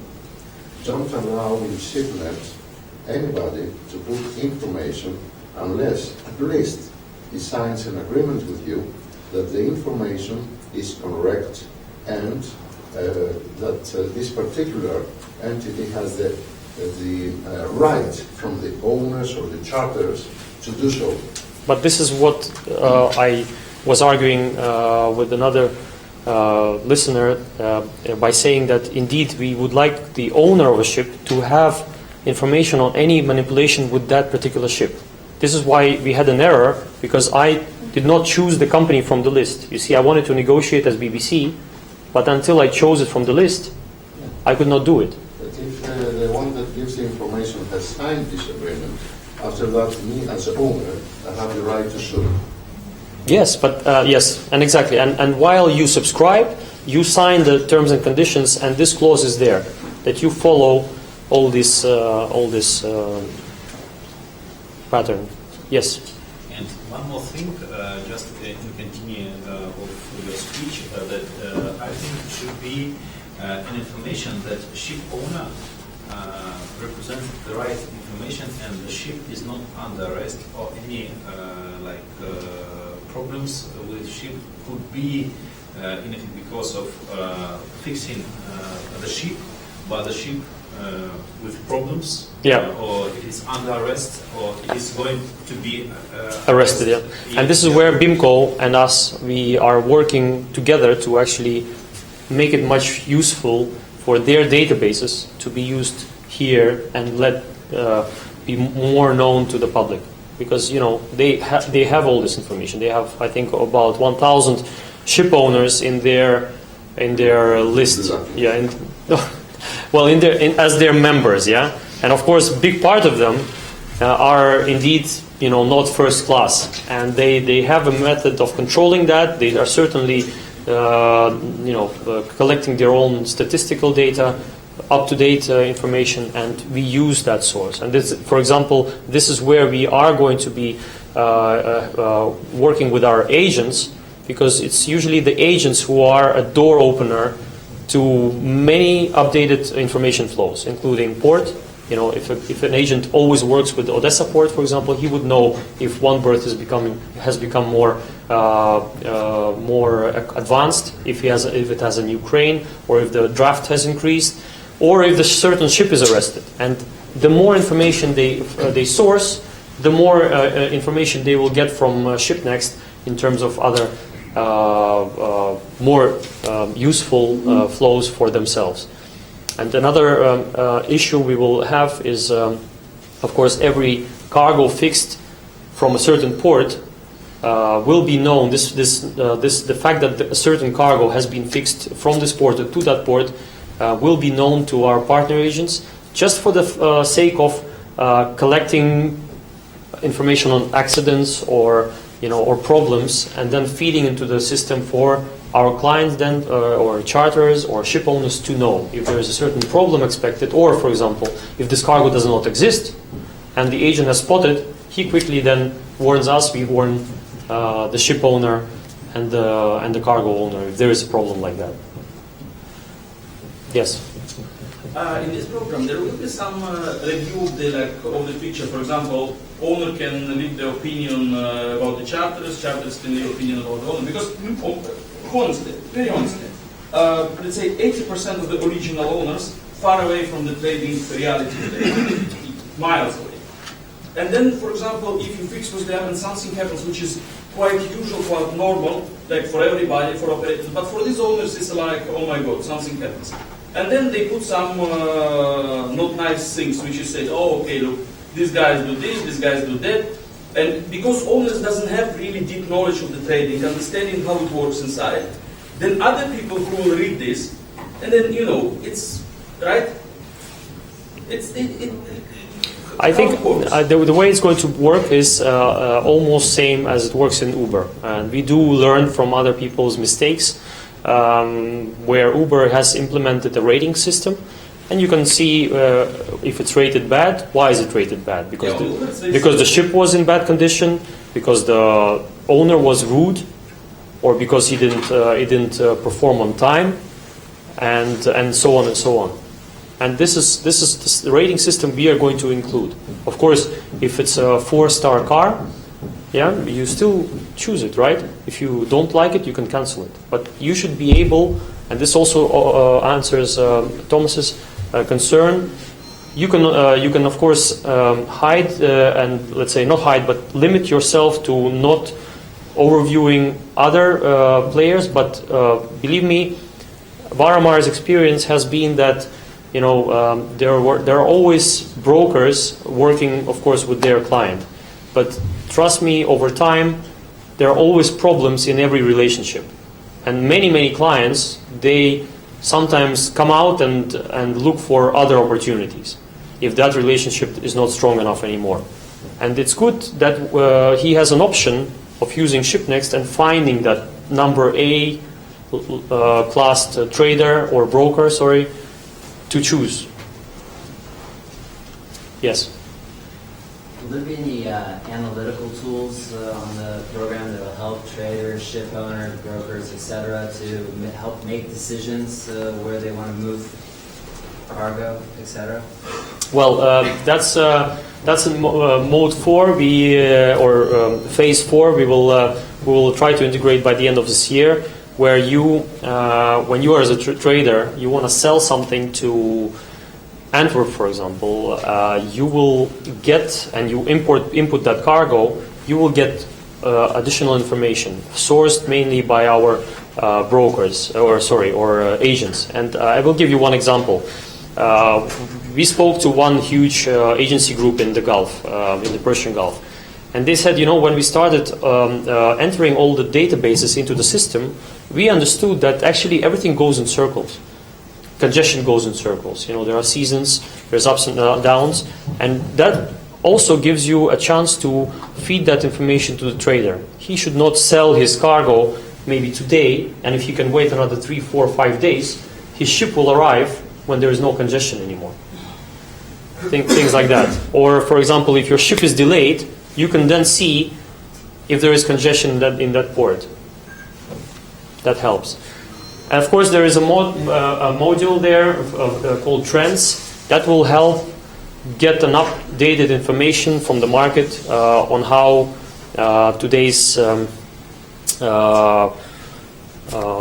MPP ships of, say, a certain deadweight are valued, and how Handy and Panamax ships are valued today on this particular exchange. Get your freight ideas for a certain cargo. Maybe get some news. So we are also talking to some news providers where you can get, at least the headlines sourced.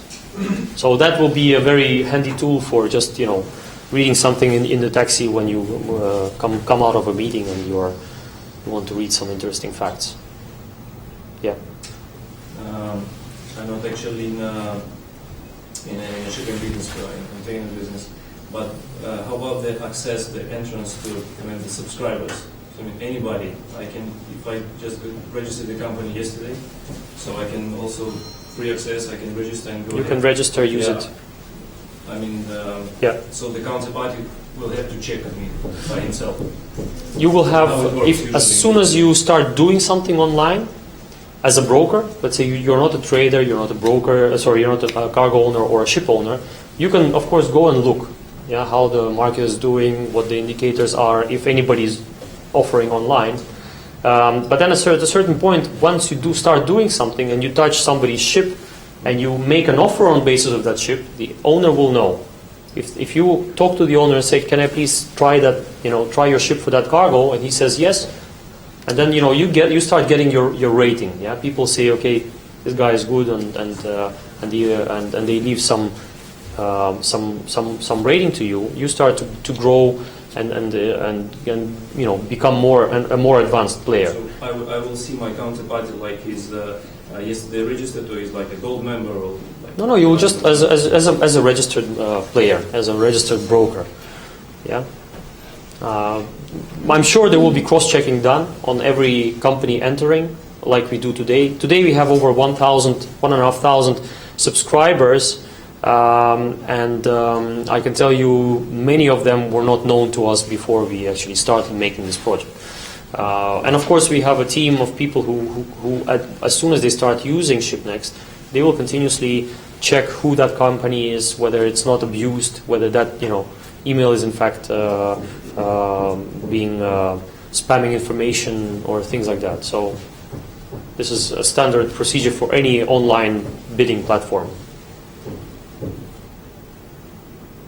Any more questions or concerns? So one more practical question. We are the owners of the boat Trophy, and we have chosen to find a very good company who is hiring that vessel, maybe Varama. And you are getting a cargo offer. Will I get an email? Yes, you. As I said, you don't have to use ShipNEXT. If you have your ship. When somebody offering our vessel, then Yeah. the owner gets an email, you say. But I'm the owner, but it's your time charter. Yeah. So if you are choosing to offer on a certain cargo, then I might think that I get that email, but it cannot be the... Yes, if I will tell you that we are now working on how to integrate time charter operators into the system. Of course, eventually, time charter operators will find it more problematic in general to run. So just like with any other business, it's becoming more transparent. But there's definitely going to be a tool there to let time charter operators become more in control of a certain ship's trading until the ship is redelivered. Yeah. And that mode will be there, and that's changed in the very easy in the how do you call it, profile page of who is in control of that certain ship. The task is now to make sure this process is easy, and that's what we are now thinking of. Any more? Then somebody, the owner, has to notify you or ShipNEXT that the vessel is chartered for a certain period to such and such company. Yeah. And all the positions and the cargo deals Is done through that company. time charter. Yeah, but it has to be a very easy process, you know. And of course, if you fix through ShipNEXT, it can be done automatic. If you charter a ship, you offer a time charter rate and you negotiate a time charter fixture, then you change it very quickly. If you do it outside, you know, there are different ways to it. Either you start circling the ship, yeah, of course you are the first sending that ship's position. Then you are, you know, you can get, you know, automatically a role of that owner, or through a system, and that's the process where being working outside ShipNEXT is what we have to now make easier, because the process of doing that online when you fix online is automatic. And the same goes for giving positions, because according to your system, the ship owner is allowed to give positions. Anybody is allowed to give positions. Any ship coming in you can be sent from many sources, but the owner always comes first in the list. And when you suggest a cargo for that particular ship, you can choose whether you want to offer it to one owner or every broker who sent that ship. You see, because maybe you know you cannot. You know that this owner is there, but maybe you want to deal through a broker, and as I said, many do that. Or you can, let's say, send that request to an owner, but you never get any reply. So unless you get a reply, you can also have a choice to send it to a broker, and then you know broker will do a good job. And that's where the rating will be available. You can say, okay, I like this trader more because he has a 5-star rating. So you only send it to him. How can a charter be inserted in the system? For example, when a charter is using a panel of brokers and the broker is giving a cargo of this charter, how does the system recognize that, okay, this broker is authorized? And for example, we know this charterer, okay, if it's a big company, it's normal, but if it's some local, for example, Bulgarian chartering company, charterer which is exporting not such a big quantities, for example, 100, 2,000 metric tons per year. It's small actually. And how does the system recognize that yes, such company exists and the owner can trust that you can propose your vessel and you can work with this? Same as in life, you know, there are many crooks in life. You can send your cargo which does not exist and start trading and fix. But the worst impact on the rating of any broker or a user or a cargo owner is when he fixes and cancels. Then we will go down into this detail and why he cancels. And if it's just done like in many cases, you know, fix and fix style, then he will get a real bad mark on his rating. So, or maybe even banned. If this is a fake company or a fake account, he can get. And if it's a new account, just like in life, you will perform some check on this account, or you insert it in the system. No, we don't insert accounts into the system. We don't, you know, there is too much information flow to start controlling it. But if there is any signal where a fixture has been made and then cancelled, then we can see who are the players. We can't see the details of that fixture, but we can at least see who are the players, and then from then onwards see whether it's a crook. Yes. But okay, what you say, if people come in, put cargo on the system, yes, and then cancel the cargo, it's, I mean, for example, it's very often happens, right? In life as well, yeah. Something, if you want to understand how people react, how much you will get on the end, I mean, if it's no real physical mark, physical cargo, right? But you want to try to see if it's possible, not possible, I mean, then... You have to do your cross-checks. Here, information about a certain client is available because he filled his profile, his contact data, the website, the address, And there is a certain, and of course when he makes a fixture, he has to make a fixture for a certain company. And there is much more cross-checking here than in real life, in today's life. When you can do a fixture by email and nobody would, especially with small cargoes, here in the Black Sea or in the Mediterranean or even in Asia, for cargoes of 1,000 to 2,000 tons, not many owners have that tool or that capacity of checking, cross-checking the client easy. My question on difference. For example, if I put cargo in the system, right, and then I fix one vessel, and then something goes wrong, I cancel it, so I not leave the subs. Yeah. Okay. And No, then cancel or not lift subs is different. Okay, cancel and not leave the subs the same, no? No. No. I mean, If you don't lift subs, you don't lift subs. But if you cancel, that's.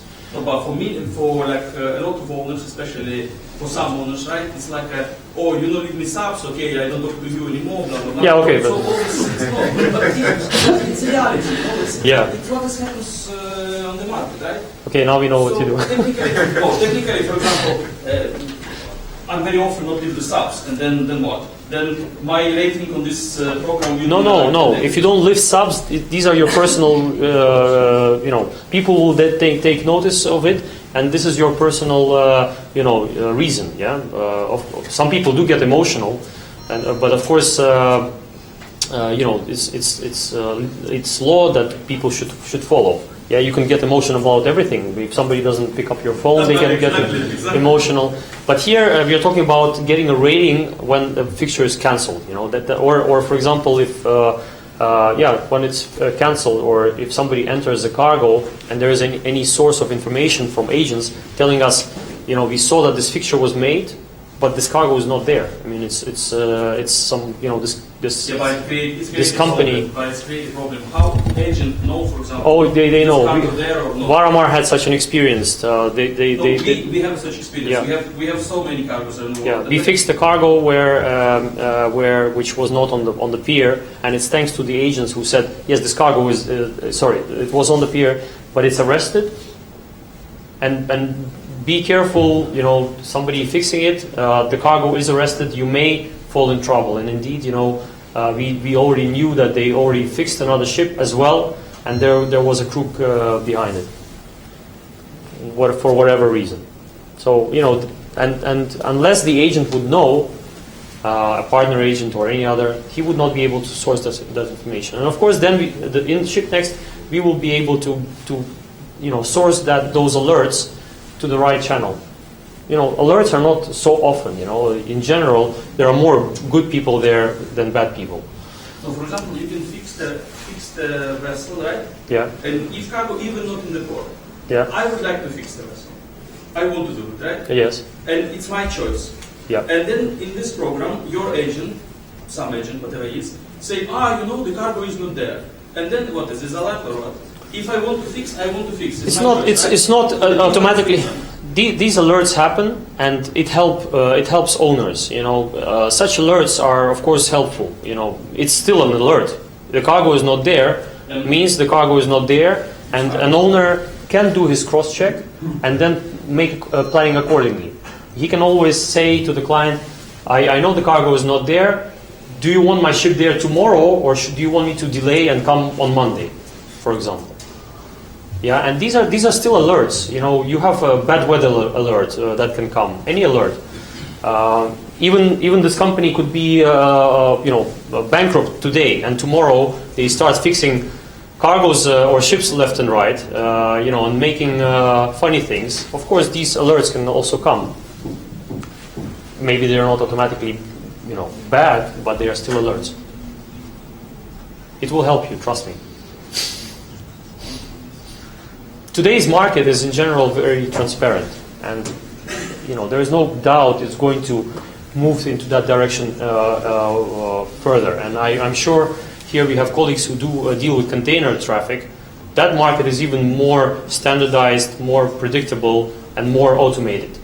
It's just a coincidence that today shipping is that kind of that much intransparent and still very old-fashioned. And it's not only us in shipping who try to deal with that.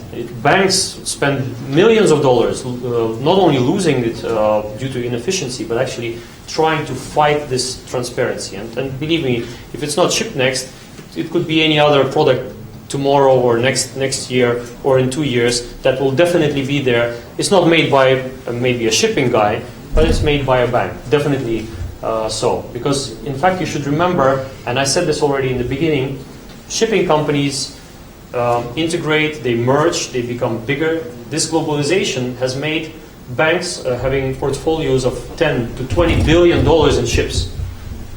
That's a lot of ships, in fact, 300 to 500 ships that a bank has. Before, in the old days, it was not so. But now, bigger banks appear, smaller banks close, they get bought, tonnage gets accumulated, and people with so much tonnage, they should have a tool where they can just place it there as a commodity and let it trade. And you have a lot of commodity markets. It doesn't mean that they ruined the industry, the trading industry, the agricultural industry, or even stock exchange where you can buy shares. They did not ruin. They gave another tool. They gave a company a possibility of raising extra funds, making themselves more transparent for investors to come. No, it's clear. But Yeah. For example, a lot of banks they doesn't want this transparency. Yeah, maybe they don't want. Yes, Nobody's but forced. Nobody's forced. No, but you Yeah. see, for example, the banks which is financing Iranian business, right? Iranian business impossible to finance. Impossible. Nobody finances, right? Yeah. So if it will be super transparency, then it's creating more problem for the banks. So it's not really banks' interest. Yeah, but I don't really know what the banks do to make themselves more transparent. But if a bank owns 500 ships, trust me, they only say thank you to another chance of actually seeing how well these ships are performing, or what's today's value on these ships. Because I can tell you from our experience as Varamar, we tried to take one ship on time charter, but we were not allowed to. Owner told us, sorry, but we get as an operator more commission by chartering the ship out on voyage basis than on time charter. Who are they fooling? They are fooling the owner of the ship. They are fooling the bank.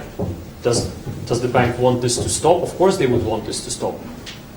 And we are giving them that tool. And they can, and I can tell you, a lot of bank owners, they already agreed to impose their operators of their fleet to trade on this market.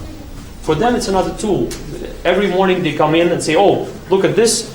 My ship suddenly, people are bidding $10,000 on my ship. Why are you sending me a report where my ship is only earning 5?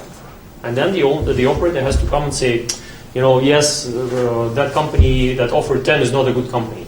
And he says, okay, what about the second company who offered 9,999?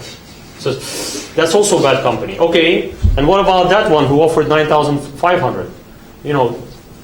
This transparency helps banks, and you should remember, owners are owners, but it's actually those people who invest physical money. They are the bosses to decide, and they told us, guys, we love you. Do your thing because we are losing billions of dollars. Operators are fooling us, trying to show us they're perfect, but they're not.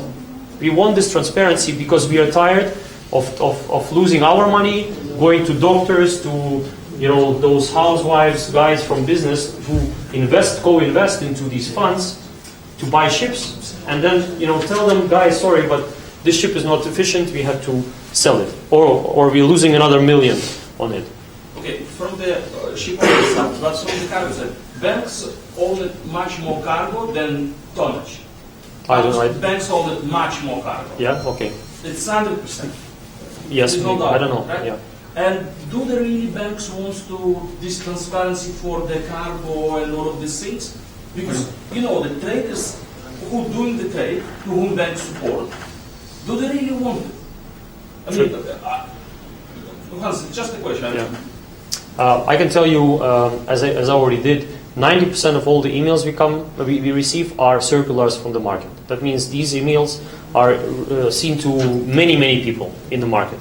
This is just another person, just another helper of a broker to let people see it. It's even from the shipowner side. You can always choose not to be transparent. Yeah. Sorry. Okay, that was. I think we are losing it a little bit with banks and everything, Alexander. I think that we should concentrate on something that is useful here. I am the oldest, most probably, in this room, and I can still remember when email was introduced to shipping, and traditional ship owners, charters, they would rather avoid it because it opens the market to everybody, and how can I trust that somebody who just has a Gmail account can really do business? I want to know a broker or somebody who really pays for telex. So let's not be afraid of the new era. The new era is here. Somebody will do it if you don't do it, as you said. The only point I would still insist is the selective way of accepting information. And of course it can be done. It is the next step. But we can also survive with the information that is given by everybody. As you said, this is life. This is the reality. So let's not be afraid of transparency. Let's use a tool like this, which I will support personally. Let's use it in a way so that it will become better for us soon.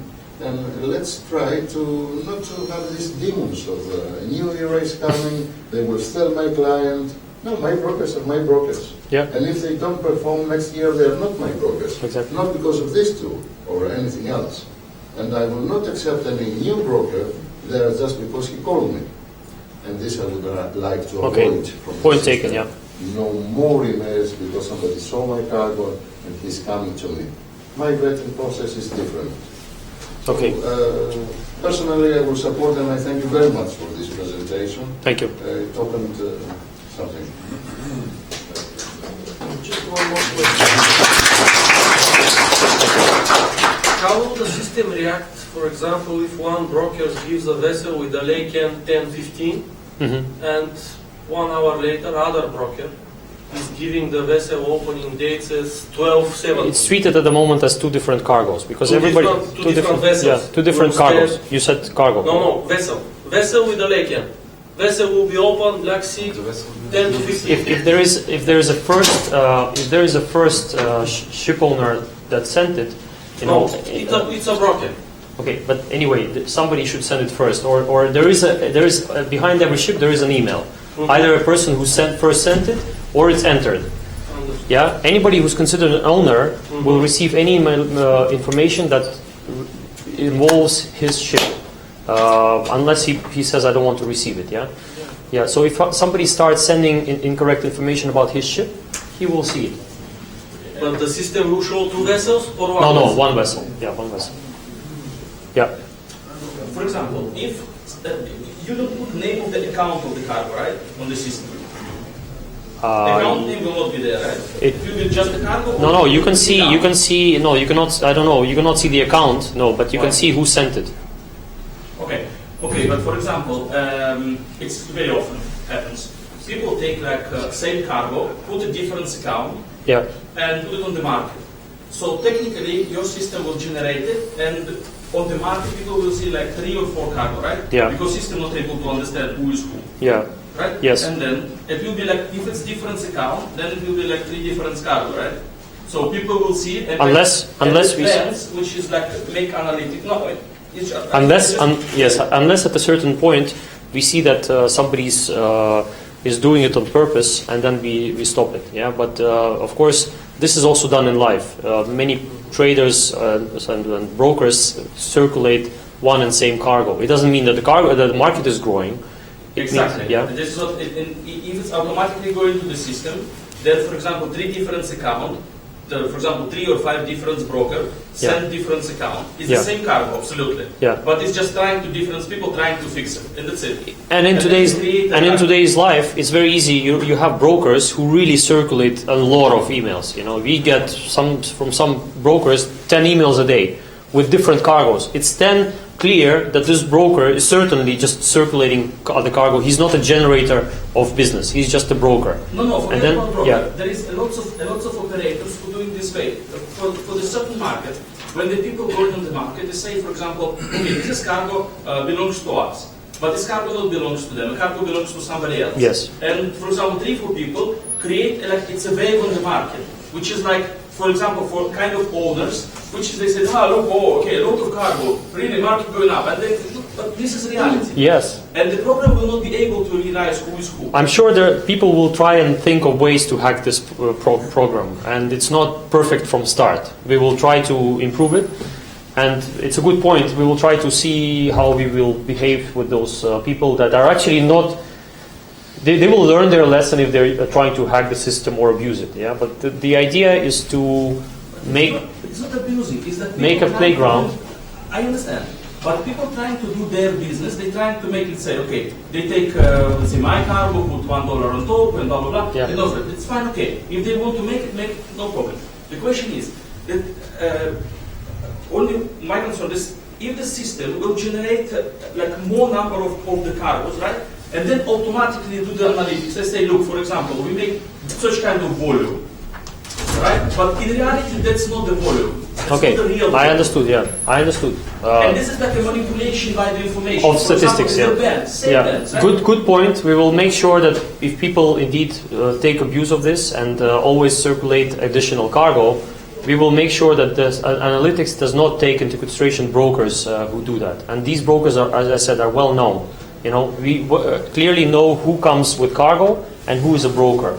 And just like in statistics, we also can always amend the way it's made. Yeah.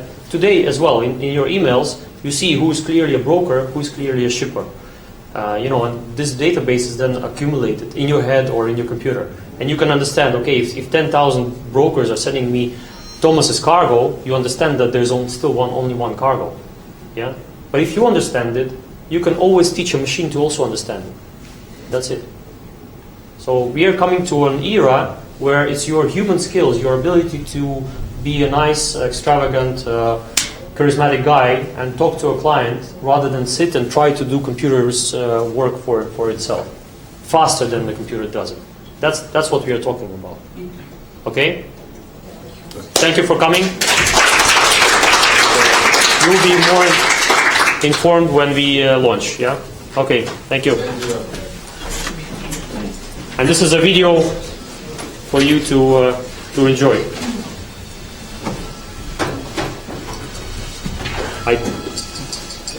Some of us like to do things the hard way. Some of us like to do things the easy way.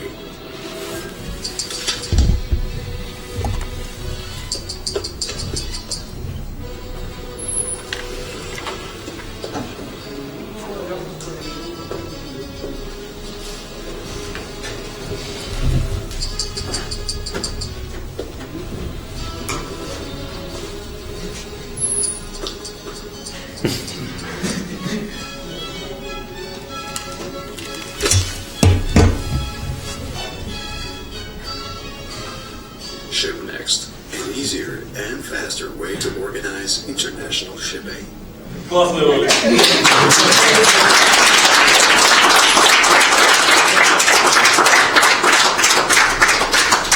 Okay, thank you.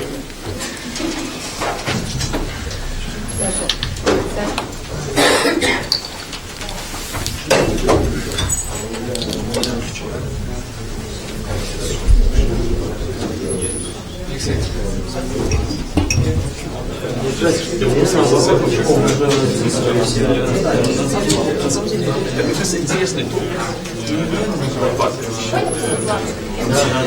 Просто честно, есть